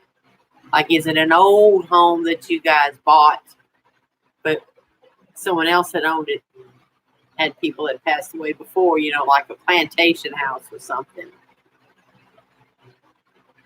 Oh, the back bedroom and the walk-in closet had a horrible vibe. Oh, it was new when your parents bought it. When that happens, it makes me wonder what was on the land that leads to that. The land that something's built on can have a big impact. Yes, you're on, Lady Blind Wolf. I see you, sweetheart. I see you. Can you hear me okay? Ah, elemental. Yes. So Mooncrone says, yeah, it felt elemental, not human. Those are just... All right, so you're not seeing your chats. Yeah. Okay. Or I wonder if I'm not. Let me see. I'm seeing them now, but you haven't been chatting for a while. I thought you were just kind of, you know, sitting on the side. I do that a lot in live chats. Is I'll just sit there, not type, and just watch everybody else, because I get a kick out of, you know, everybody communicate with each other. So I'm seeing your chats. You're now. I saw am I on and not seeing my chats. Okay, Mooncrone says, I never said anything about it to my kids, and growing up, they hated to go into that room or anywhere near it. So there was something there, especially to last that long. And after your mom passed, appliances started going on and off by themselves. Makes me wonder if there was something about your mom that kind of kept it in check. Now, was your mom pagan or religious in any way?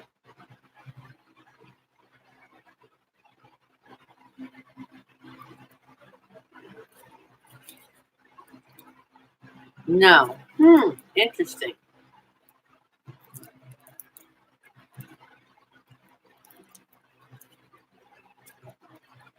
Makes you wonder what was going on, doesn't it?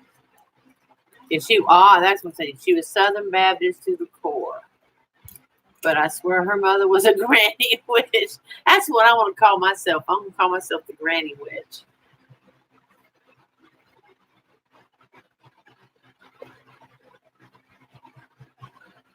Oh, I'm just letting it fly, girl. Woo! All I did was run the brush through it. I didn't pull it back. I wear it in a ponytail a lot because when I'm working and stuff, it's going to go right in the way. As soon as I bend over, it's right in the way. Thank you. That's sweet.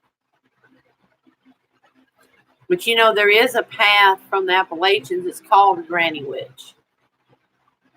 And that's something I'm very interested in. But that's what I look for on Witch Fox. They had a connection to somebody, and then they're like, and they had a Facebook thing that I actually got accepted into, but nobody really posted anything. So I was really hoping to learn some of the stuff from, you know, the old ways, so to speak. Yep. And they were some powerful women. They didn't mess around.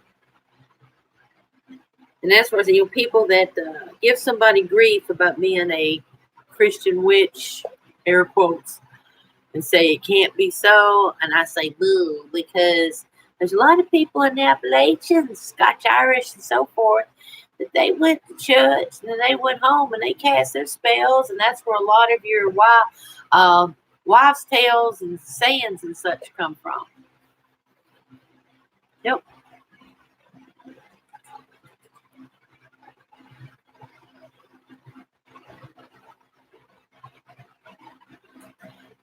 Lady Blindwell says there were a lot of deaths in our neighborhood.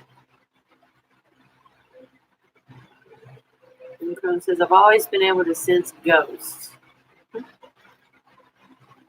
And I moved to Fredericksburg, Virginia to help a friend open a restaurant. Ooh.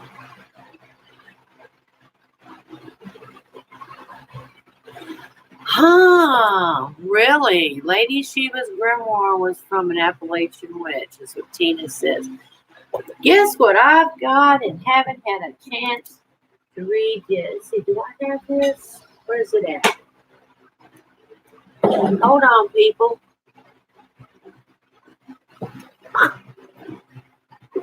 Is this it? The Grimoire of Lady Shiva. Is this it? This is it. I got it.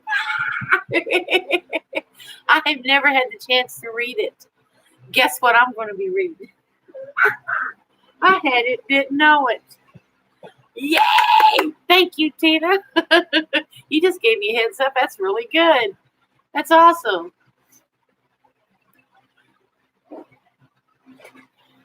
Okay, Lady Blind Wolf, for suicide. Some died at a home. One girl was killed, so we had a lot. Yeah, I hate to hear that, Lady Blind Wolf. That's sad.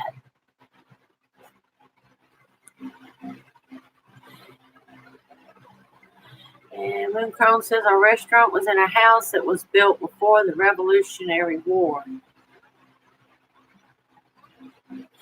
You know, it was documented as the most haunted house in Fredericksburg. I had watched, I love watching these ghost shows on TV. There was one episode, but it was about a woman that opened a shop. And I think it was like vintage clothing or something. And it was really creepy that she had this woman show up telling her that she wouldn't last very long. And it was just bizarre. That almost sounds very similar to what you're talking about it.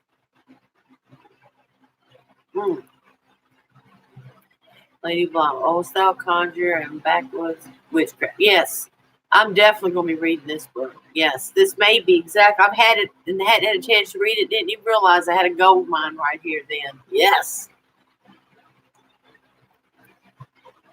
Okay, Mooncrone says, I was there one day alone. When we were getting the restaurant ready, I was doing some unpacking and waiting on the plumber while the girl I was with went out to run errands. Oh, Johnny, you removed your message? Huh. Okay. You are Stormy's the ghost whisperer.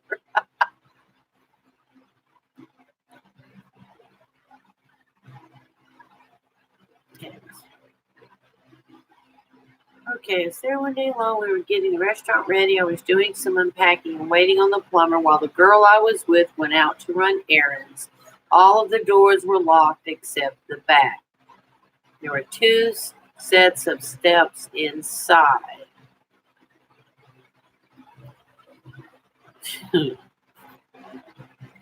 G-Team Paranormal.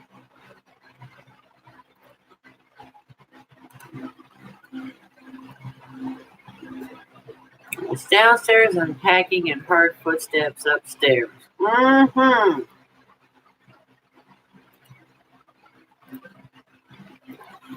Lady, I've watched them G-Team Paranormal, Lady Blind Wolf, Ghosts of Carmel, Maine. Yeah. I watch the Paranormal Files on YouTube too.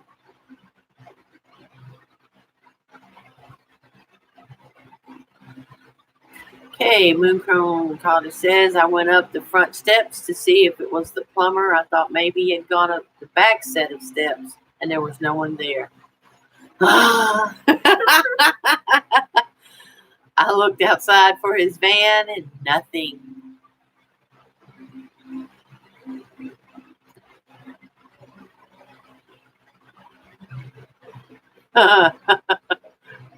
That's creepy. So I went back to unpacking. A few minutes later, more footsteps.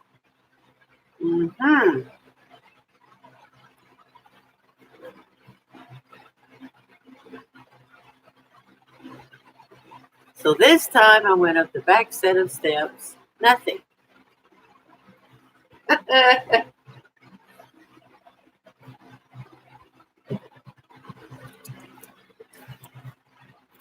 Time to close shop.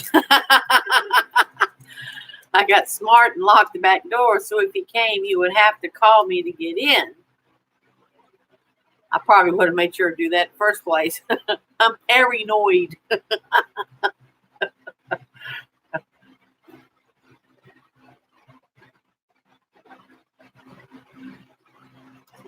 I'm smart and lock the back doors. Yeah. Mm-hmm.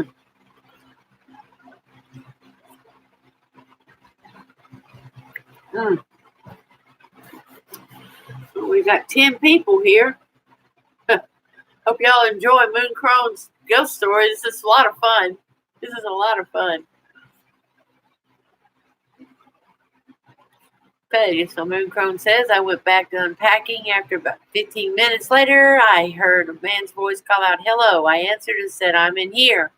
And then I remembered I had locked the back door. Oh, my God. Oh, jeez. You writing a good book. Oh, wow. Lady Blamo says they did a good one on Haunted Hill House. They also have a Facebook page. Yeah, they are good. I agree. They got a lot of them, don't they?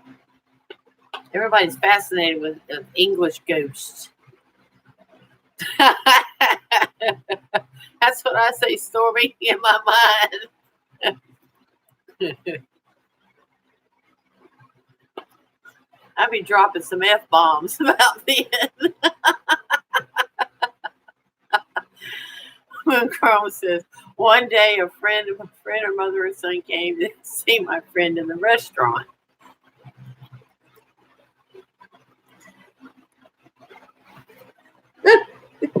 This is not going to end well, is it?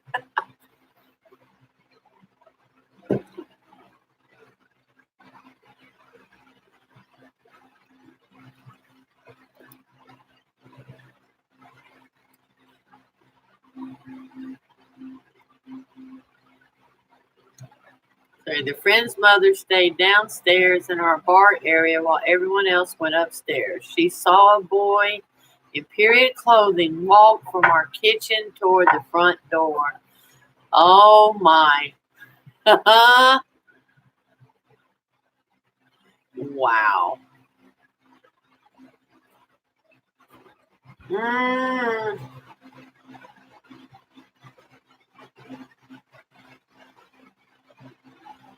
Mm-mm-mm.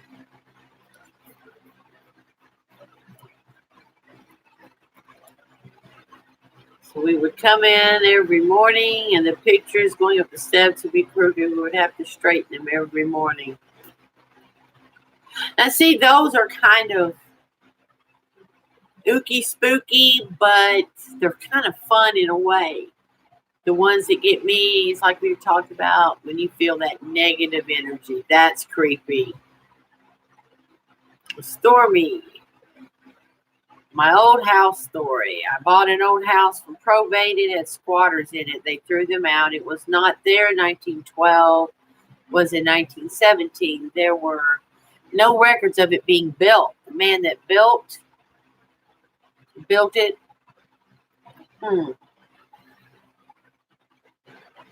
Okay, Lady Blind Wolf said, I saw a video on ghost stories in England, and years later, the place was bought, converted into a shop. Guy heard the judge's last stand, so to speak. Residual sex energy. Oh, man. Okay, Moon Crone says, we had bought some screws and pieces and parts of things we needed for some work in the restaurant. Freaking bag disappeared, and we never found it. That's bizarre. That's bizarre. That sounds to me, it went traveling through the dimensions.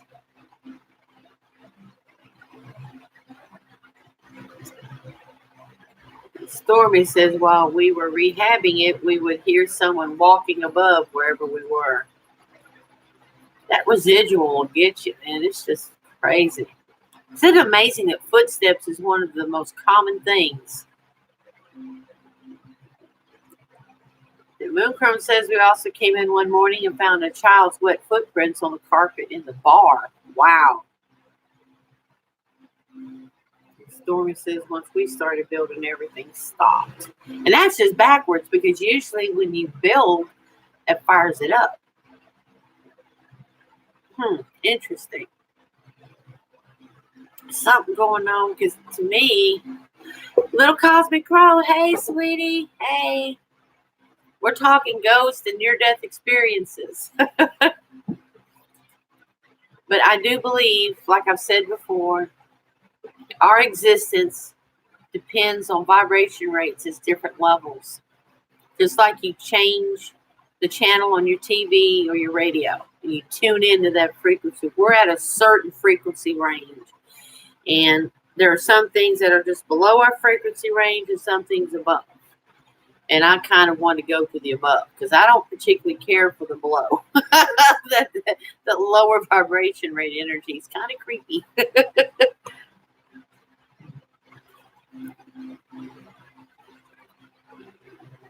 Oh, it did to tear out his wall. So in your case, when you started building, he got so mad, whoever he was, that he just said, okay, the hell with all of y'all, and he left. So that actually worked to your advantage.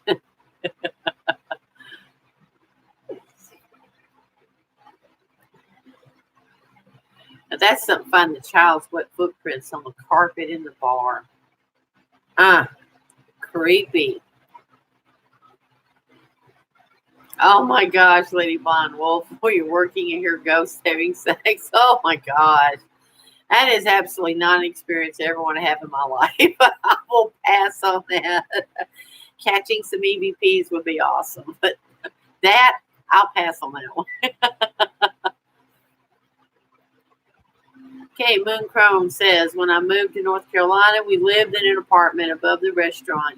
Hubby was out on the road driving a truck. I was the only one in the building. The door to our apartment shook so bad, hubby heard it. Woo!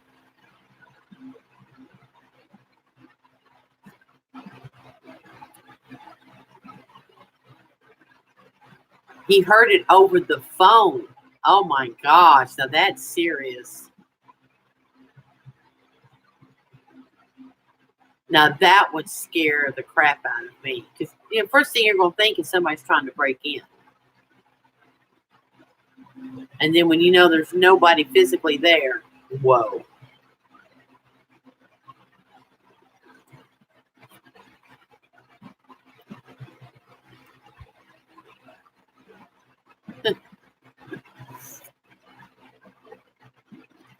And yeah, late at night.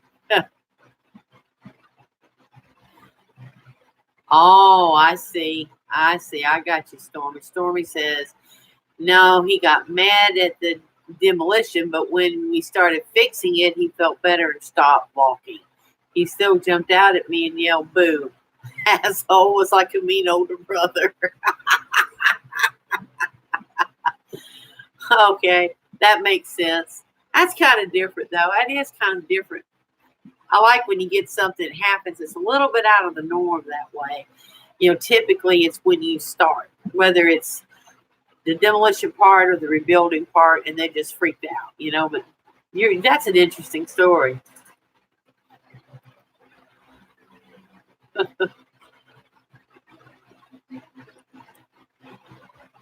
The house I lived in with the eggs was 100 years old, built on Native American land. Oh, little Cosmic Crow. All right, let's see what you got. My friend had a doll that was watching me while I was sleeping one time. Laugh out loud. That was pretty spooky. Will make for a good YouTube story. Moon Crow says he worked nights and I would hear a baby crying. Oh. I know for years when I was growing up, I could hear radio playing off in the distance. Most of my life. And it stopped when I got older. And it just that vague off, way off in the distance. And I never knew what it was. I don't know. It's a mystery to this day.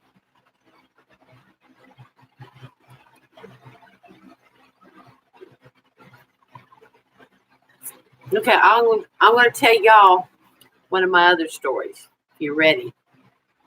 Your Moon Crone says, later, We did some remodeling. I had utensils thrown around the kitchen while we were sitting at the table. You got them stirred up big time, didn't you? Fluffy says, I do not do spooky, creepy dolls.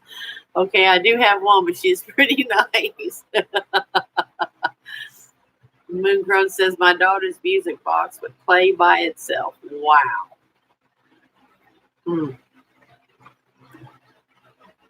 And one night it sounded like a huge slobbery dog running through the bedroom. Now, see, that sounds like residual. The mojo in that house was awful. I believe you. Sometimes the walking and something like a dog running, it's like the atmosphere is a recording that's playing back something that happened at a certain point when the circumstances are the same, you know.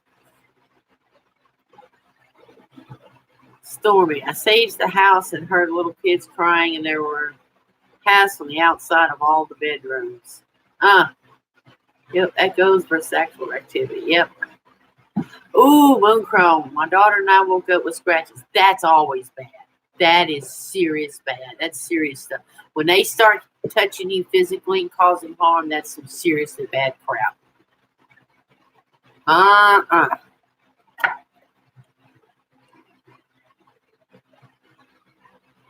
That's when the oohing and ahhing and laughing stops and the getting serious about this shit starts.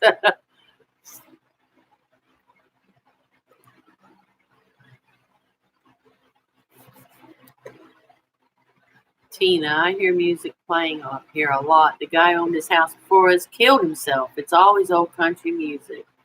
Isn't that something? You see?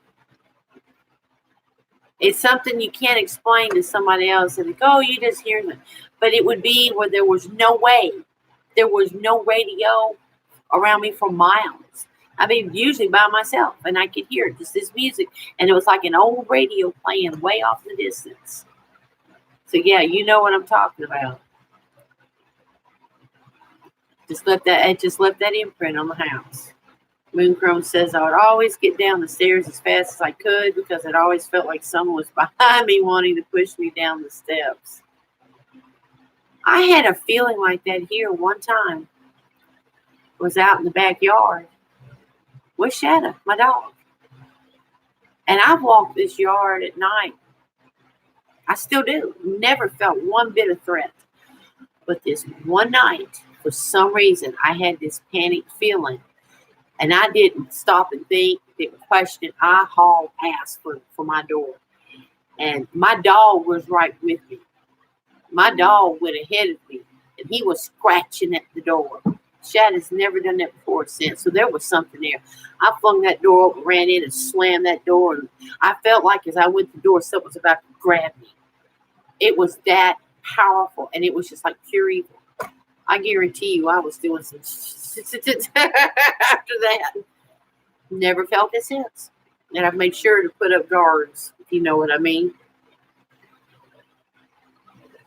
Okay. In my opinion, sage works on energy, not spirits, beings, etc. Not a popular opinion, but I've dealt with a lot, and sage is great for cleansing after. But I've yet to meet one that runs from sage. And good, Tina. Your husband hears it's not just you. Yeah. I was told that even though I might be by myself, I am never alone. Apparently, I'm a magnet. Yay, me. Lady Blind Wolf says, I think my dad's ghost pushed my mom down the stairs. Oh, my goodness. Wow.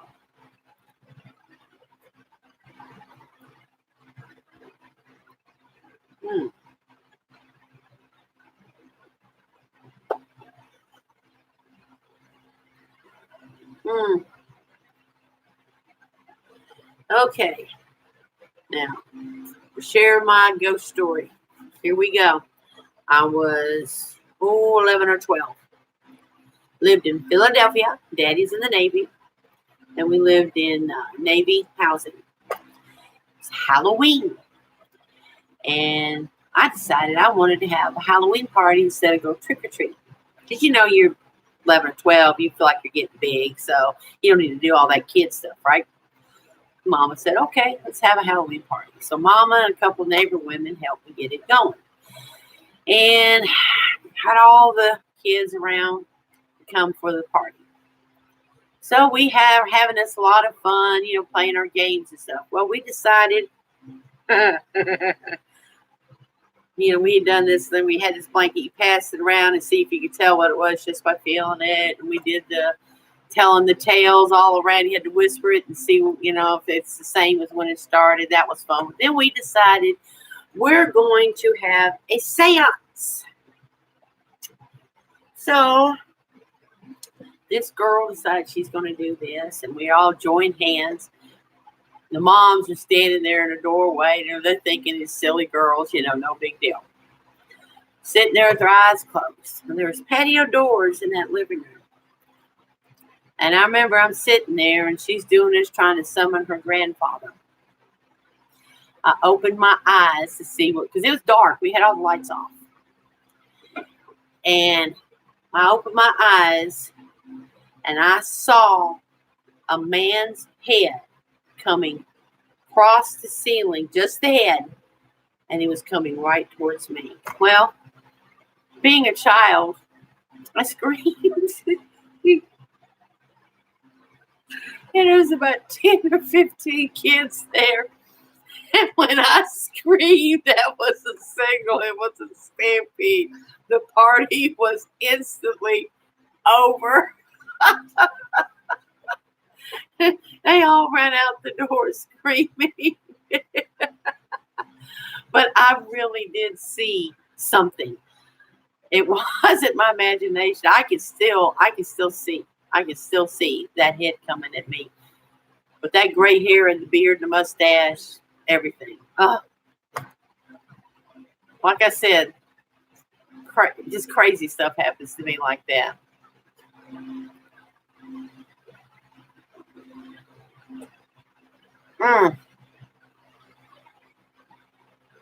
Okay, what am I missing on the chat? Okay, Lady Blindwalk says, I think my grand's ghost broke a bed and the CNA sat on it. She was sleeping with my ex, and it was not my ex at the time. Oh, so my mom is not a nice person. I am so sorry, sweetie. Okay, Bookcrone says, okay, last one. The day my husband passed, that night I was at home sitting in my desk chair, staring at a dark computer screen. I looked up at the window above my desk and saw hubby's reflection. It was so clear I jerked around and looked behind me. Yeah. That's why they say a lot of people will cover the mirrors in a house because they believe they're portals to the spirit world. Hi, Veronica. I'm glad you caught us too. We've been in here for almost 2 hours. Just we're talking ghosts and NDEs. Yeah, that's sweet though. At least he came to see you, sweetie. Isn't it crazy how it is? That's what makes it so real. That's what tells you you didn't make this up. It's not your imagination. Because I didn't hesitate. I'm seeing this see-through head coming at me. I'm a kid. Of course I'm going to scream.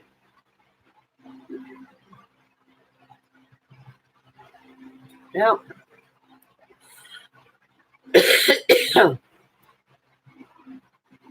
Well, I jumped on here a couple hours ago because YouTube was kind of quiet tonight. Not surprising, Saturday night. As most people have all kinds of stuff. I'm just chilling out here tonight.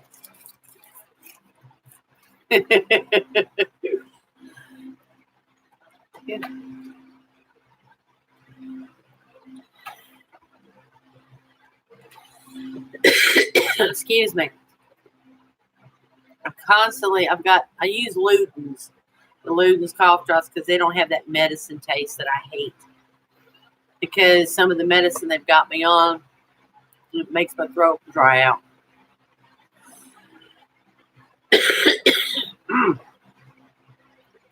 about ready to pop another one. It hits me worse at times. Plus, this time of year, there's a lot of dust and stuff in the air that fires up allergies. So, you know, you've been working all day. Well, now you can chill out with us for a few minutes.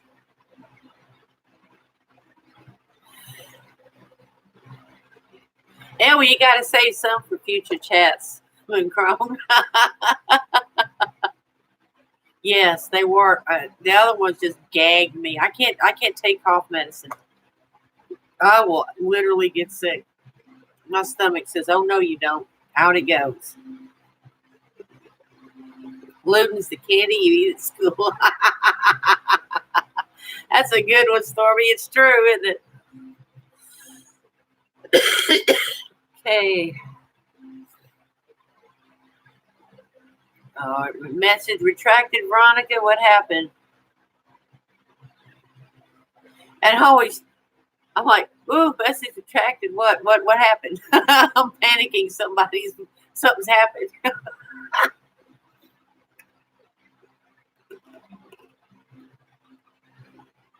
Yeah, first part isn't showing. It's been weird tonight, but you know, YouTube gets that way. It gets glitchy. I was on my phone in the first round of this. Then I had to come in here because it was lagging so bad.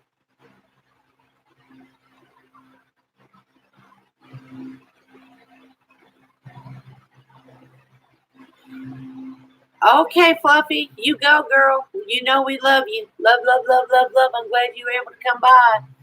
I hope they'll be okay.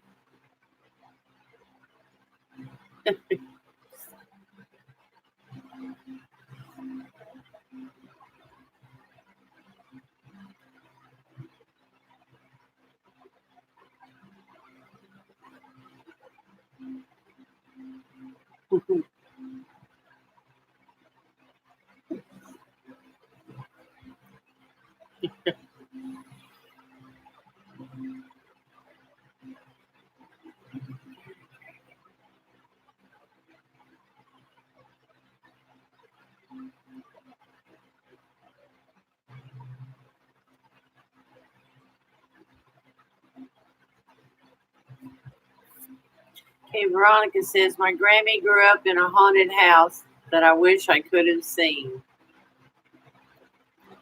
Some of those old houses, man, I tell you, they got some powerful juju, for good or bad. I think a lot of these old houses were built way better than the stuff built now. And they had these huge timbers, a lot of wood. And they usually had like limestone, which is a good conductor and stuff.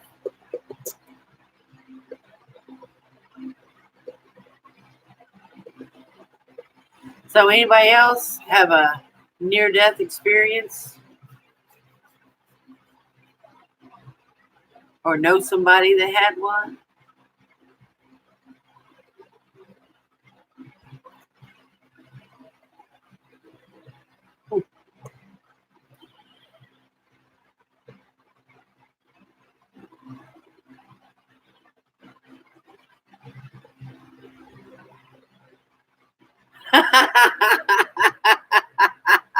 That's a good way to put it. The house that I lived in with my ex will be here when there are only cockroaches and Twinkies left. Yep. Those old houses, they knew how to build them, didn't they? Man, them suckers are stout.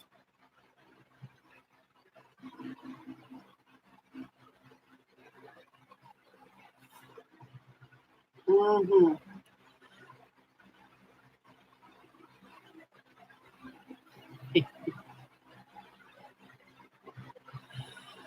Okay, well, I guess we're right at 2 hours, guys. I guess we'll back on out of here. Oh my gosh, you almost hit someone with your car. Say, would jaywalking the sack count? No, they didn't die, and you didn't die, thankfully, and we are very glad of that. But it's a close call for sure.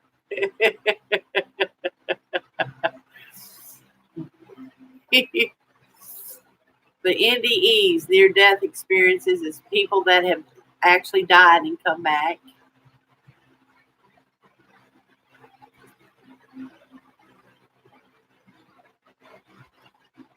Really? Lied about how? Why would you lie about that?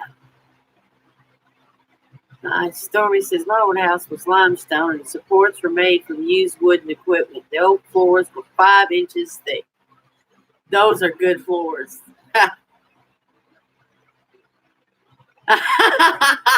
Don't give up on you.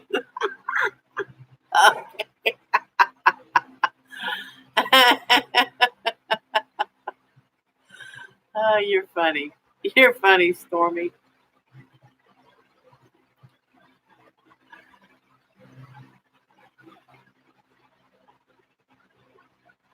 Because it was known for being haunted and so he lied to sell it. Because just, that's the funny thing. Think about it. They won't admit the possibility that ghosts are real. But by law, you have to report if there's a claim that your house is haunted. I find that very interesting.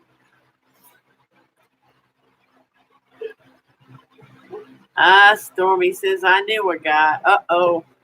Everybody buckle up. Stormy knew a guy. We're in for it now.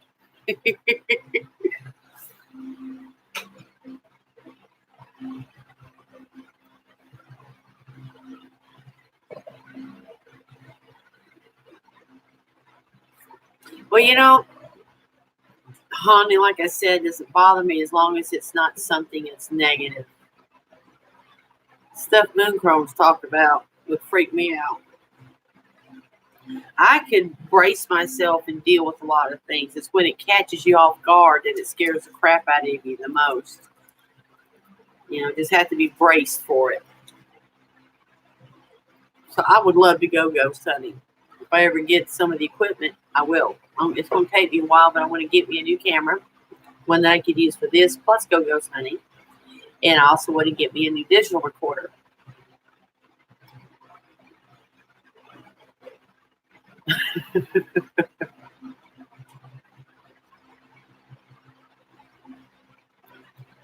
I'm waiting, Stormy. I'm not impatient.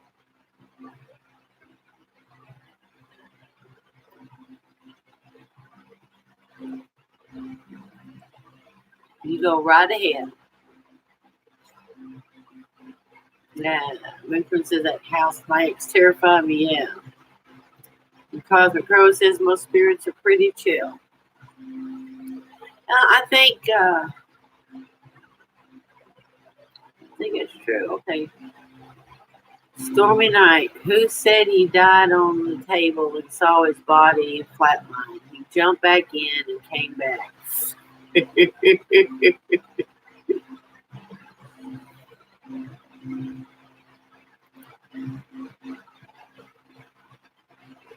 There was somebody in the previous chat that's talking about that, remember?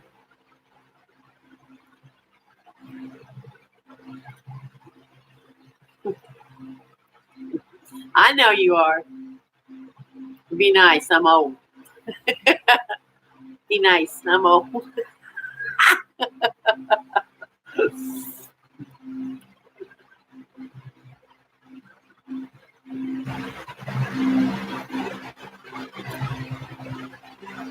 I remember, I can't think of the person's name because I was in the middle of trying to keep from lagging out and trying to get my dog in the house and me in the house and shut my phone off and then get on here.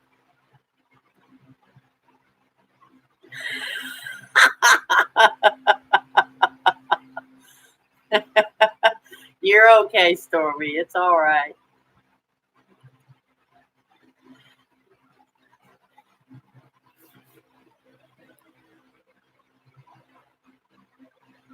So if you feel like you can't type fast enough, I'm told to type slow. My mama used to type with 2 fingers, drink, drink, drink, drink, drink. So I understand. It's okay.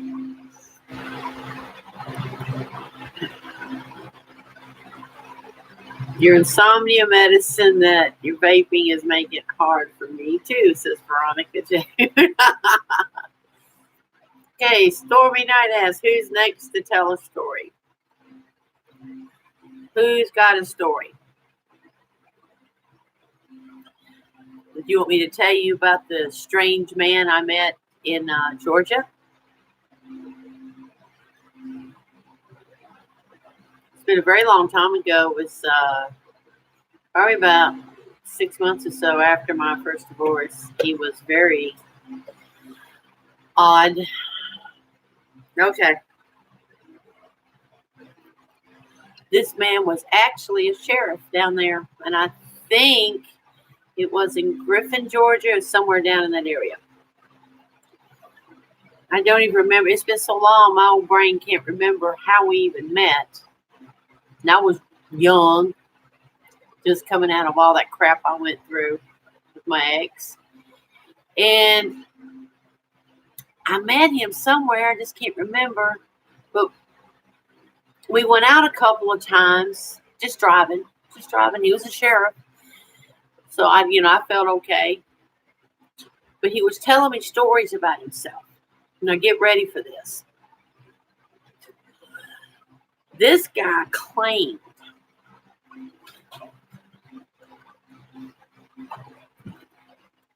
he claimed to be many, many thousands of years old.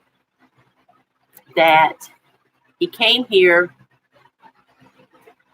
on a spaceship that crash landed, and the spaceship is still to this day buried. It was either underneath Greenland or Iceland. I don't remember. One of those two. That it crashed there. And he went in this long tale about how they were being chased by who we now know as Lucifer. It's kind of a neat twist on the old Anunnaki stories. So I know. I was waiting to see if y'all jumped. I saw it. So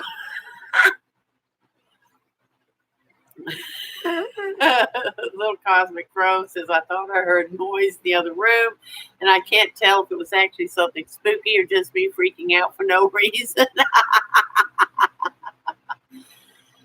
Oh my gosh, Ronnie. Bless your heart. You're just having trouble getting typed out there, aren't you? Oh, that's great. Apparently I did. He didn't look like Duncan McLeod, sorry, but he was super nice guy, but I don't know. But I've often wondered, where he's at now.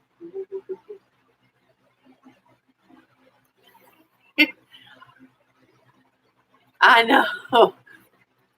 Inquiring minds want to know. What if he was telling the truth? What if I actually met one of the Anunnaki? You never know. It's after midnight and I live alone, says Mooncrow, and I'll have every light in the house. This is like it's Halloween. We done got off on ghosts and stuff. I can't remember his name. If I can remember his name, I would look for him. But he still lives with his mom.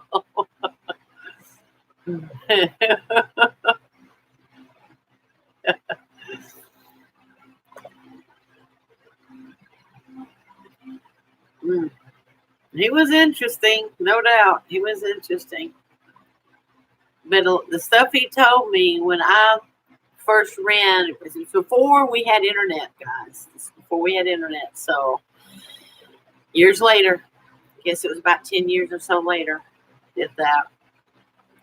And when I got online and started on the searching, and then it really was longer than that. It wasn't until just, it was back in the 2000s when they first started coming out online talking about the Anunnaki and ancient aliens was bringing it out and all of that. And the first thing my brain clicked on was, I wonder.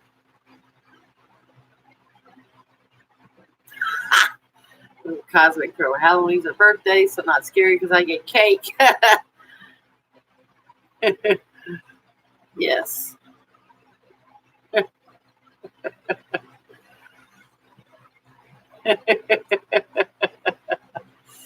Oh my goodness.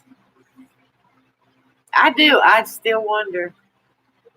You gotta wonder because if it's true, they could live for tens of thousands of years. You know, it's kind of like the old Stargate show. My God, I love that show. I love that show, Stargate. And the glow with their little machine that they climbed in and rejuvenated, you know. Makes you wonder. I do.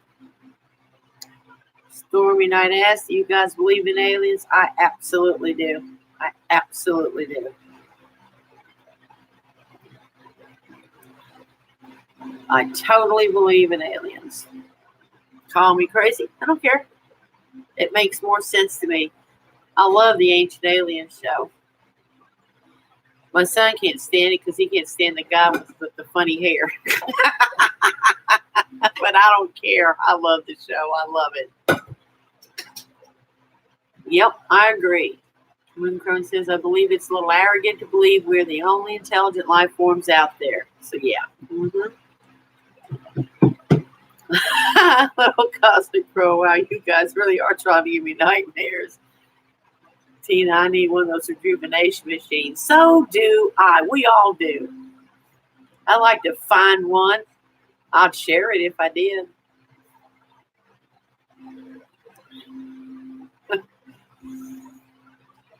It makes more sense to me. Because think about it. You have, what is it, the Cambrian explosion where all of a sudden all this life just kind of boom, you know, out of nowhere. Out of nowhere. That's bull. Something happened.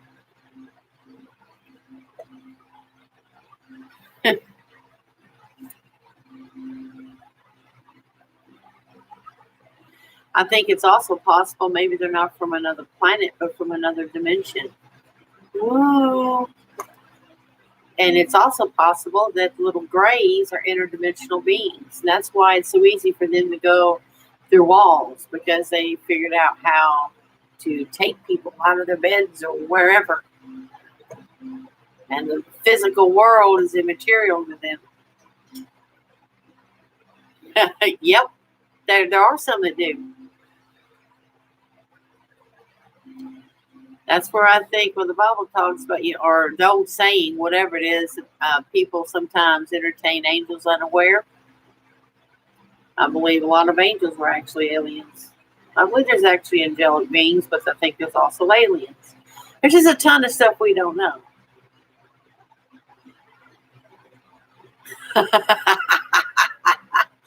Mooncrone, I decided earlier that cats are aliens, and that is how they're going to enslave us. That's very possible.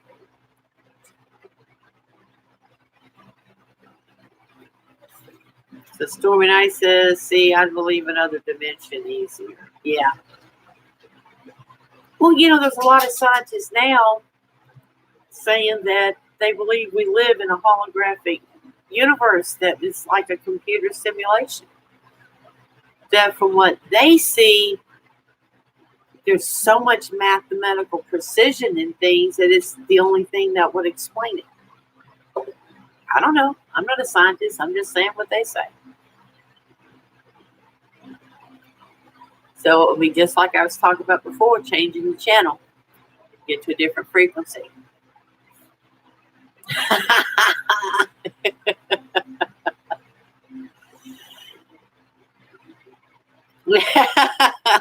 Yeah. I'm not so sure I'm crazy about some of the situations that my sim character has been put in. I want to have a little talk with the creators of this simulation. Can we have a chat? Come on. We need to have a chat. We need to fix some of this crap, all right? Let's see. I need this, this, and this. Write it into the program now.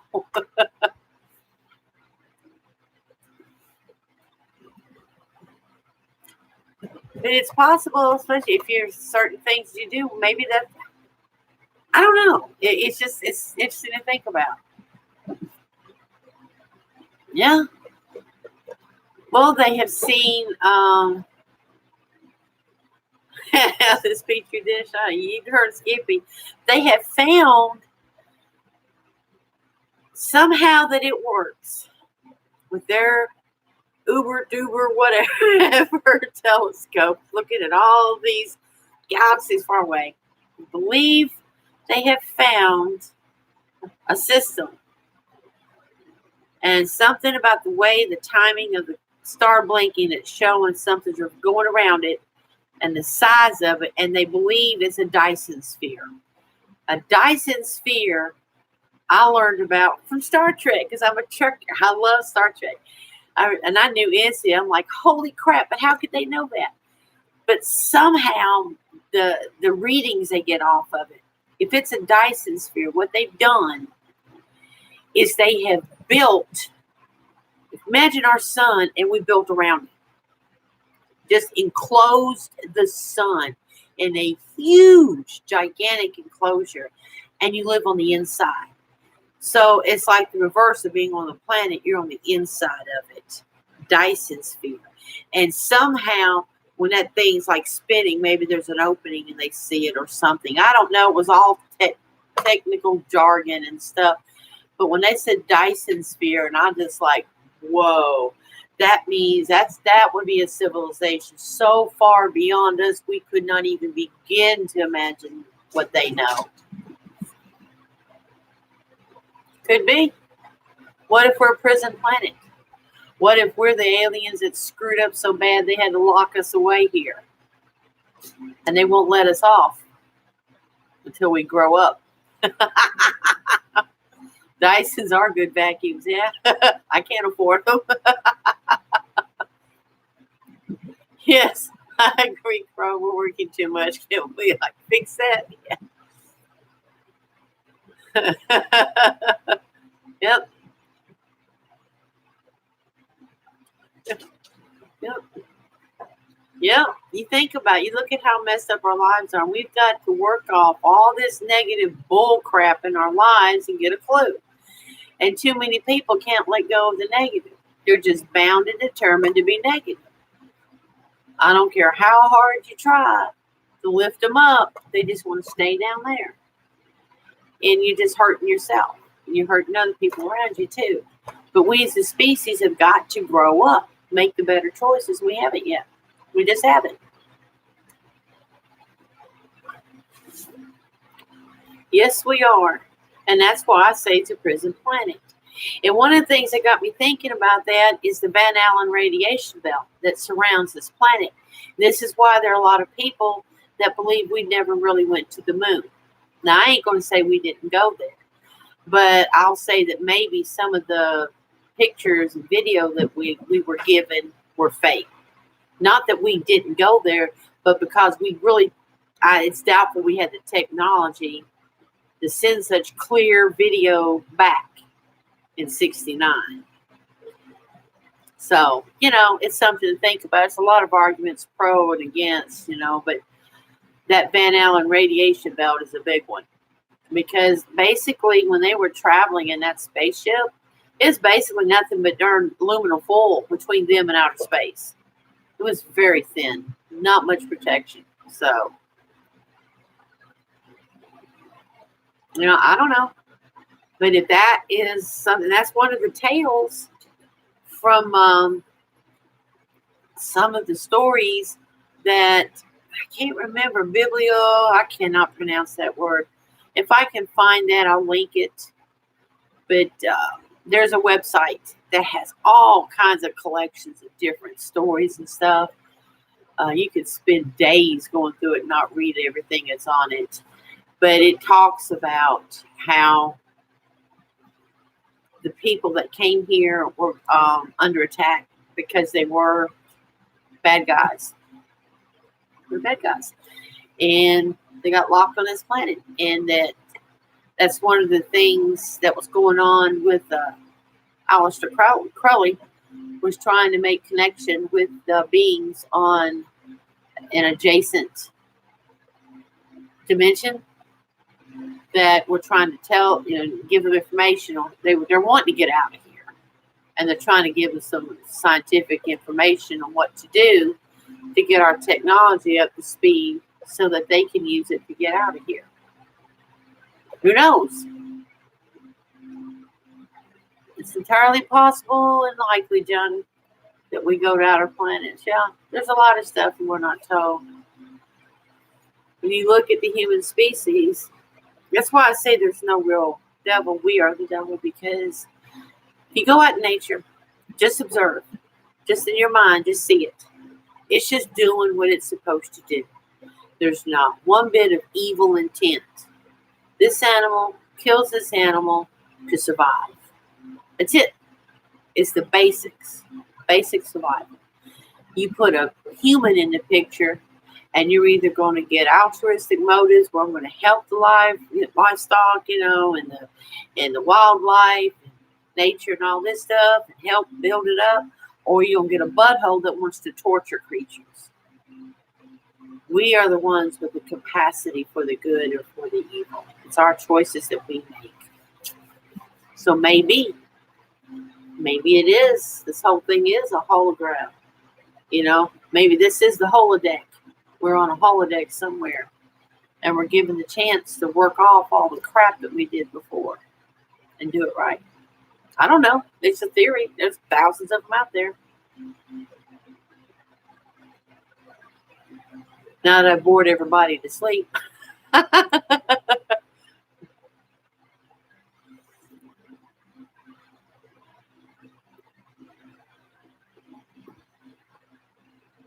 Everybody just jump on in. What do you think? What do you think?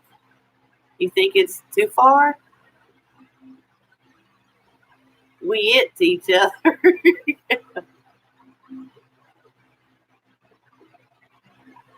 Yes, that's something to consider. See, that's why I'm not scared of it, because I do not believe there is a Satan. That is something we created. We create the boogeyman. But it's the evil from within us. It's the choices we make that screw ourselves up or hurt others.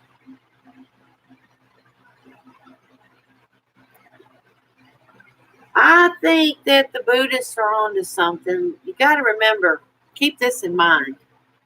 And this is, like, again, my opinion.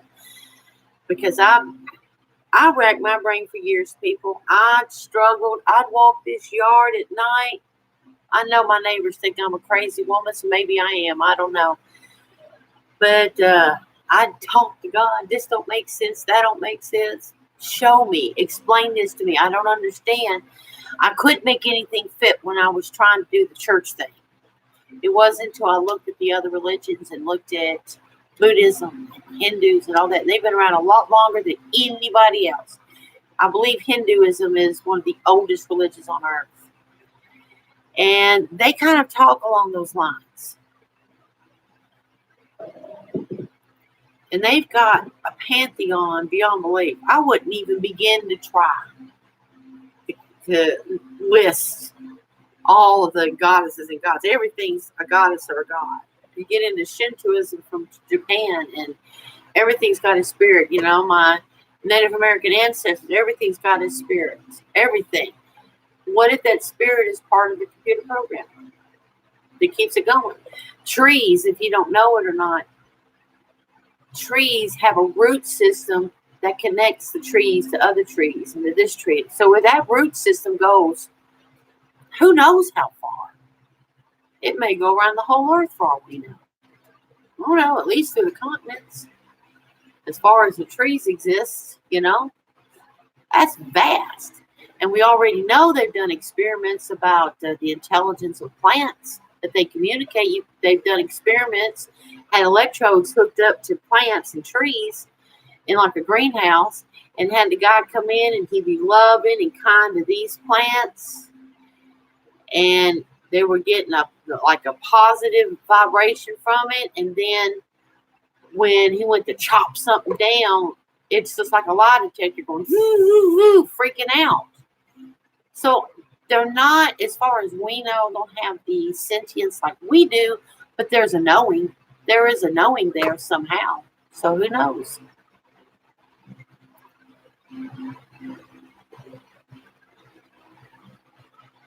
Yeah.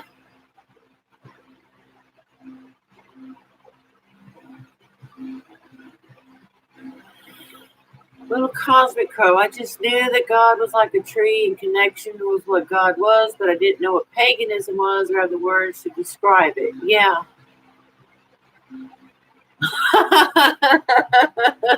And I wouldn't even look at it and see.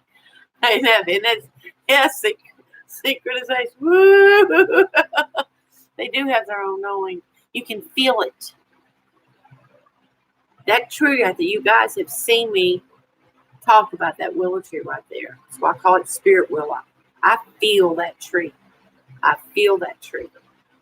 My willow, the willow part of my name was given to me back in the 90s by Native American medicine man. He told me, you are the willow. That is your tree and that is who you are. So that's my Indian part. The night owl is who I am. I am a night owl, and I love owls because my grandmother was obsessed with them. And it's like, I don't know, I can't explain it. When Mama passed away, it was just this sudden thing with owls. And then keys, and then all this stuff happened with me about Hecate and stuff, and I started researching that. So, yep, absolutely. Animals have spirits, trees have spirit. I agree with you, Johnny Dragon. They do. They absolutely do. Just the Native American people say every step on our Mother Earth is a sacred step. Every step. If you go through your life with that attitude, you don't take things for granted. You don't take life for granted. And you honor and respect your mother. Eagle feather. I like that, Johnny. That's a good one. See, wolf. Hi, wolf spirit. I didn't know you'd come in there. Sorry. Well, personally, I knew that the pagans were onto something when I found out about the concepts of as above, so below, and the tree of life concepts. I used to call it the Celtic weed. Yeah, that's good. It's true. I think all the ancient peoples knew something that has been kind of drummed out of us over the centuries. We've been deliberately separated from that knowing, I think. It makes us easier to control, doesn't it? Think about it. Hurt us in a certain direction. Oh my goodness, Mooncrow, no. We're starting to storm again after the conversation we were having earlier. Yeah.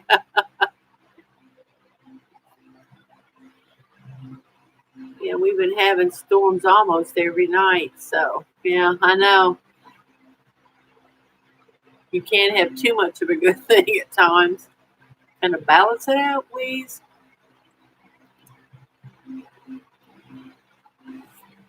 I think all the ancient peoples of planet Earth knew something that we don't know. I believe that the pyramids and Sphinx are hugely old. I think they're ancient beyond belief. Ancient beyond belief. I think there was a civilization here that predates everything. That is so far in the past that there's very little left, and all we find are these gigantic monolithic structures that we can't understand who did it. I believe there's some videos on YouTube that talk about the electric universe, and it talks about Saturn having been our original sun. If that is true, it would go along with a lot of the tales that are connected with the Anunnaki and Niki and the Sumerian tablets. And it would make some sense because our gravity may well have been a little bit lighter at that point. We all could have had longer lives, but maybe the lifespan was measured on a different level, because if Saturn was our sun, if we were a moon of Saturn, then we would think it was a longer time, but maybe when we got pulled into the new sun, it's a longer time around the sun. You know, what we considered a year there would be like 6 months here or something. You know, there's so much. There's so many things possible. Thanks, Tina. Yeah. Mooncrone, the more I study, the more I'm believing that the ancient peoples were way smarter than scientists give them credit for. Yep, I agree with you. And I'll tell you something, it's possible. Consider this. Consider the possibility, just, for the heck of it, that originally Neanderthal man was us. But what we are now is what we became when the Anunnaki got through monkeying around with our DNA. And they made us look more like them, but they made us smaller in stature, shorter lifespan, and they cut us off from our stronger connection to the spirit world as Neanderthal. Think about that. And here's another thing to consider.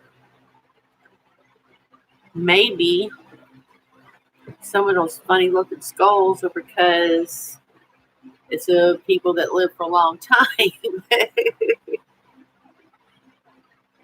You look at people as they get older, everything kind of goes. We oldsters can testify to that.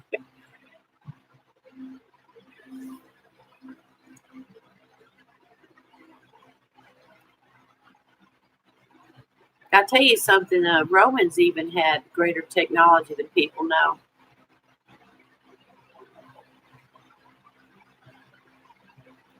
That's a very good point, Cosmic Crow.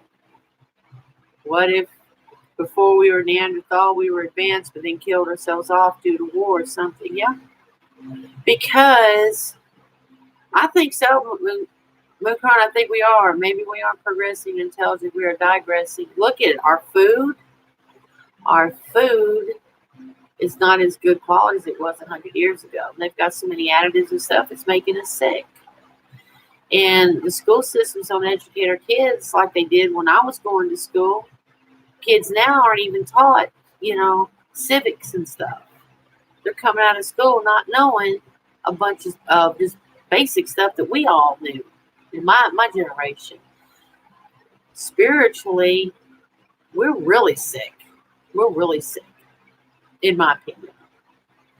And I agree. I think we had a stronger connection. I believe our ancient ancestors had a much stronger connection. They had to survive.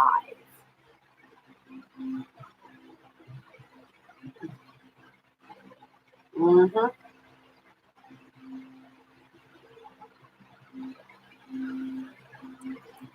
You're welcome, Johnny Dragon.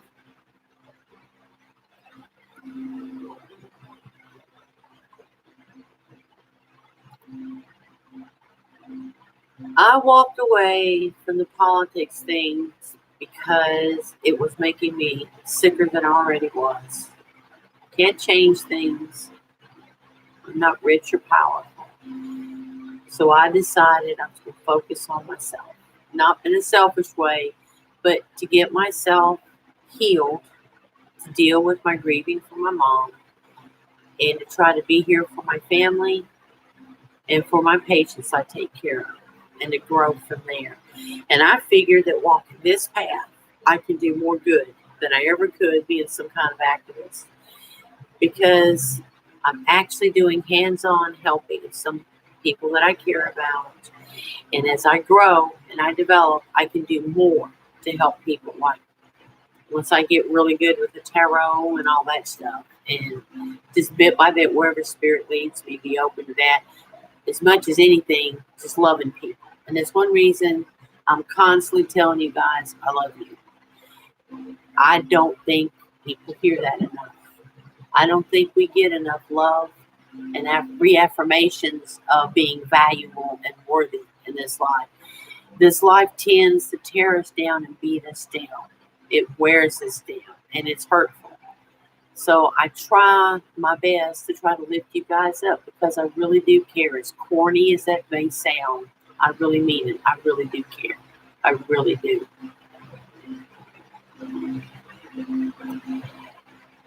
Yes, true, Stormy. We old folk have a secret language, cursive.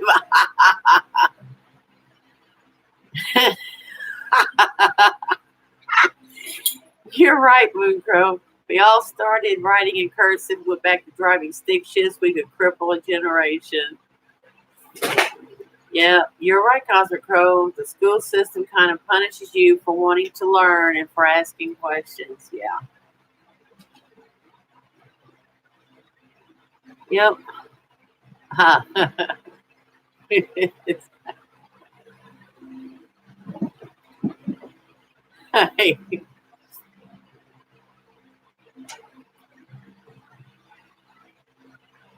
Yeah, it's just we're every day. You look at it. You get on the interstate and you got somebody flipping your bird and shaking their fist. You got pressure at work that you got to perform and be this, and you never feel like you're good enough. They always make you feel like you're just not quite good enough. Push, push, push. You got family that's got in their minds this picture of who and what you should be, and you're pushed to meet their image instead of them just accepting you and loving you for as you are, for who you are. And we're just hit like that on all sides. All of us are. Just a matter of degree. And no matter how confident you may be with yourself, it still hurts. It still hurts. And most all of us have grown up with damage from our parents that they didn't mean to, but they didn't know any better. They were just passing on how they were raised. So it's an ongoing thing, you know, cripples you with your self-confidence and all.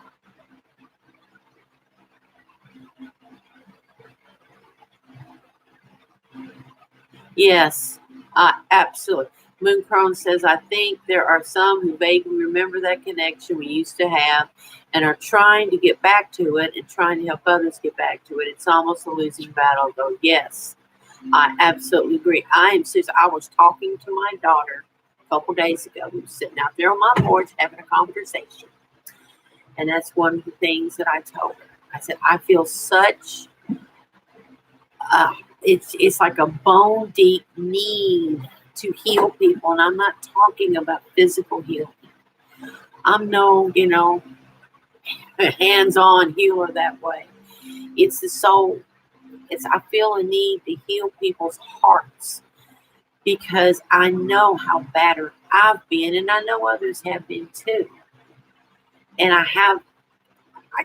don't know how to put it in words because you don't want to come across sounding like, oh, I know all this and oh, I'm all that and you're not, because that's not me. It's not me. But I have always had this knowing in me and this ability that even when somebody completely screws me over, to kind of see past it and understand there's a reason they're that way, as wrong as it is. And as much as they've destroyed me, and be able eventually to forgive them. And the older I've gotten, the easier it's gotten to forgive and not want to get a pound of flesh, if that makes sense. Well, spirits, I was going to say, I think that knowing that we are not free until we're all free, and love is the cure, is almost a lost art. Nature is the answer, and I'm glad there are people out there that still know. Yes. So, yes, that's all. And all I can do. That's why, if you remember, on my porch, I have that inflated globe of the earth that I found at the Dollar Tree, and I've got that hanging out there. I go out there in the mornings when I water my little plants in my little pots, and I'll put my hands on that plant and I'm just sending love to planet Earth and everyone on it every day. It's a simple little thing. I can't say that it actually works or not, but it makes me feel better, and I'm trying. My mindset is there. That's my heart. That's how I feel. Yeah, it's true, Stormy. I've experienced a lot. I've been through stuff people have no idea. Oh man. But we all have. We all have. This life is not easy. You can have all the money in the world and it's still going to throw something at you. So I just want to help people along. I don't want to contribute to the down, you know. I want to contribute to the up. Lifting up, not putting down. Bless your heart. Okay. Thanks for stopping in here, Cosmic Crow. Get you a good night's sleep. Love you, sweetie. Hope you have a great day at work tomorrow. Love you.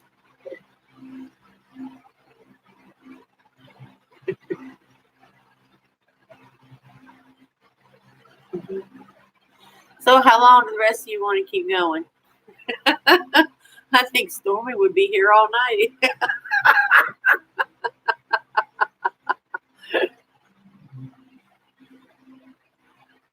We've been going 2 hours and 40 minutes. Ah, Stormy's going to bow out. Ah, love you, Stormy. Big hugs. Love you. Stormy crapped out before we did. Get the teaser now. Hi, girl. Veronica, but I'm half asleep. Oh my gosh. Okay, everybody, we'll go ahead and call it now. Yeah, you're a party pooper. It's okay. Well, Spirit, I'm at work just listening to the background. Nice talking to you. See you later. Okay, thank you for coming by. Hugs to you too, sweetie. Yeah, that's it. Okay. Yeah, because it's midnight here, so it's the witching hour. Woo! Sweet dreams, everybody. Thank you, everybody, for coming by. And love you. Talk to you later.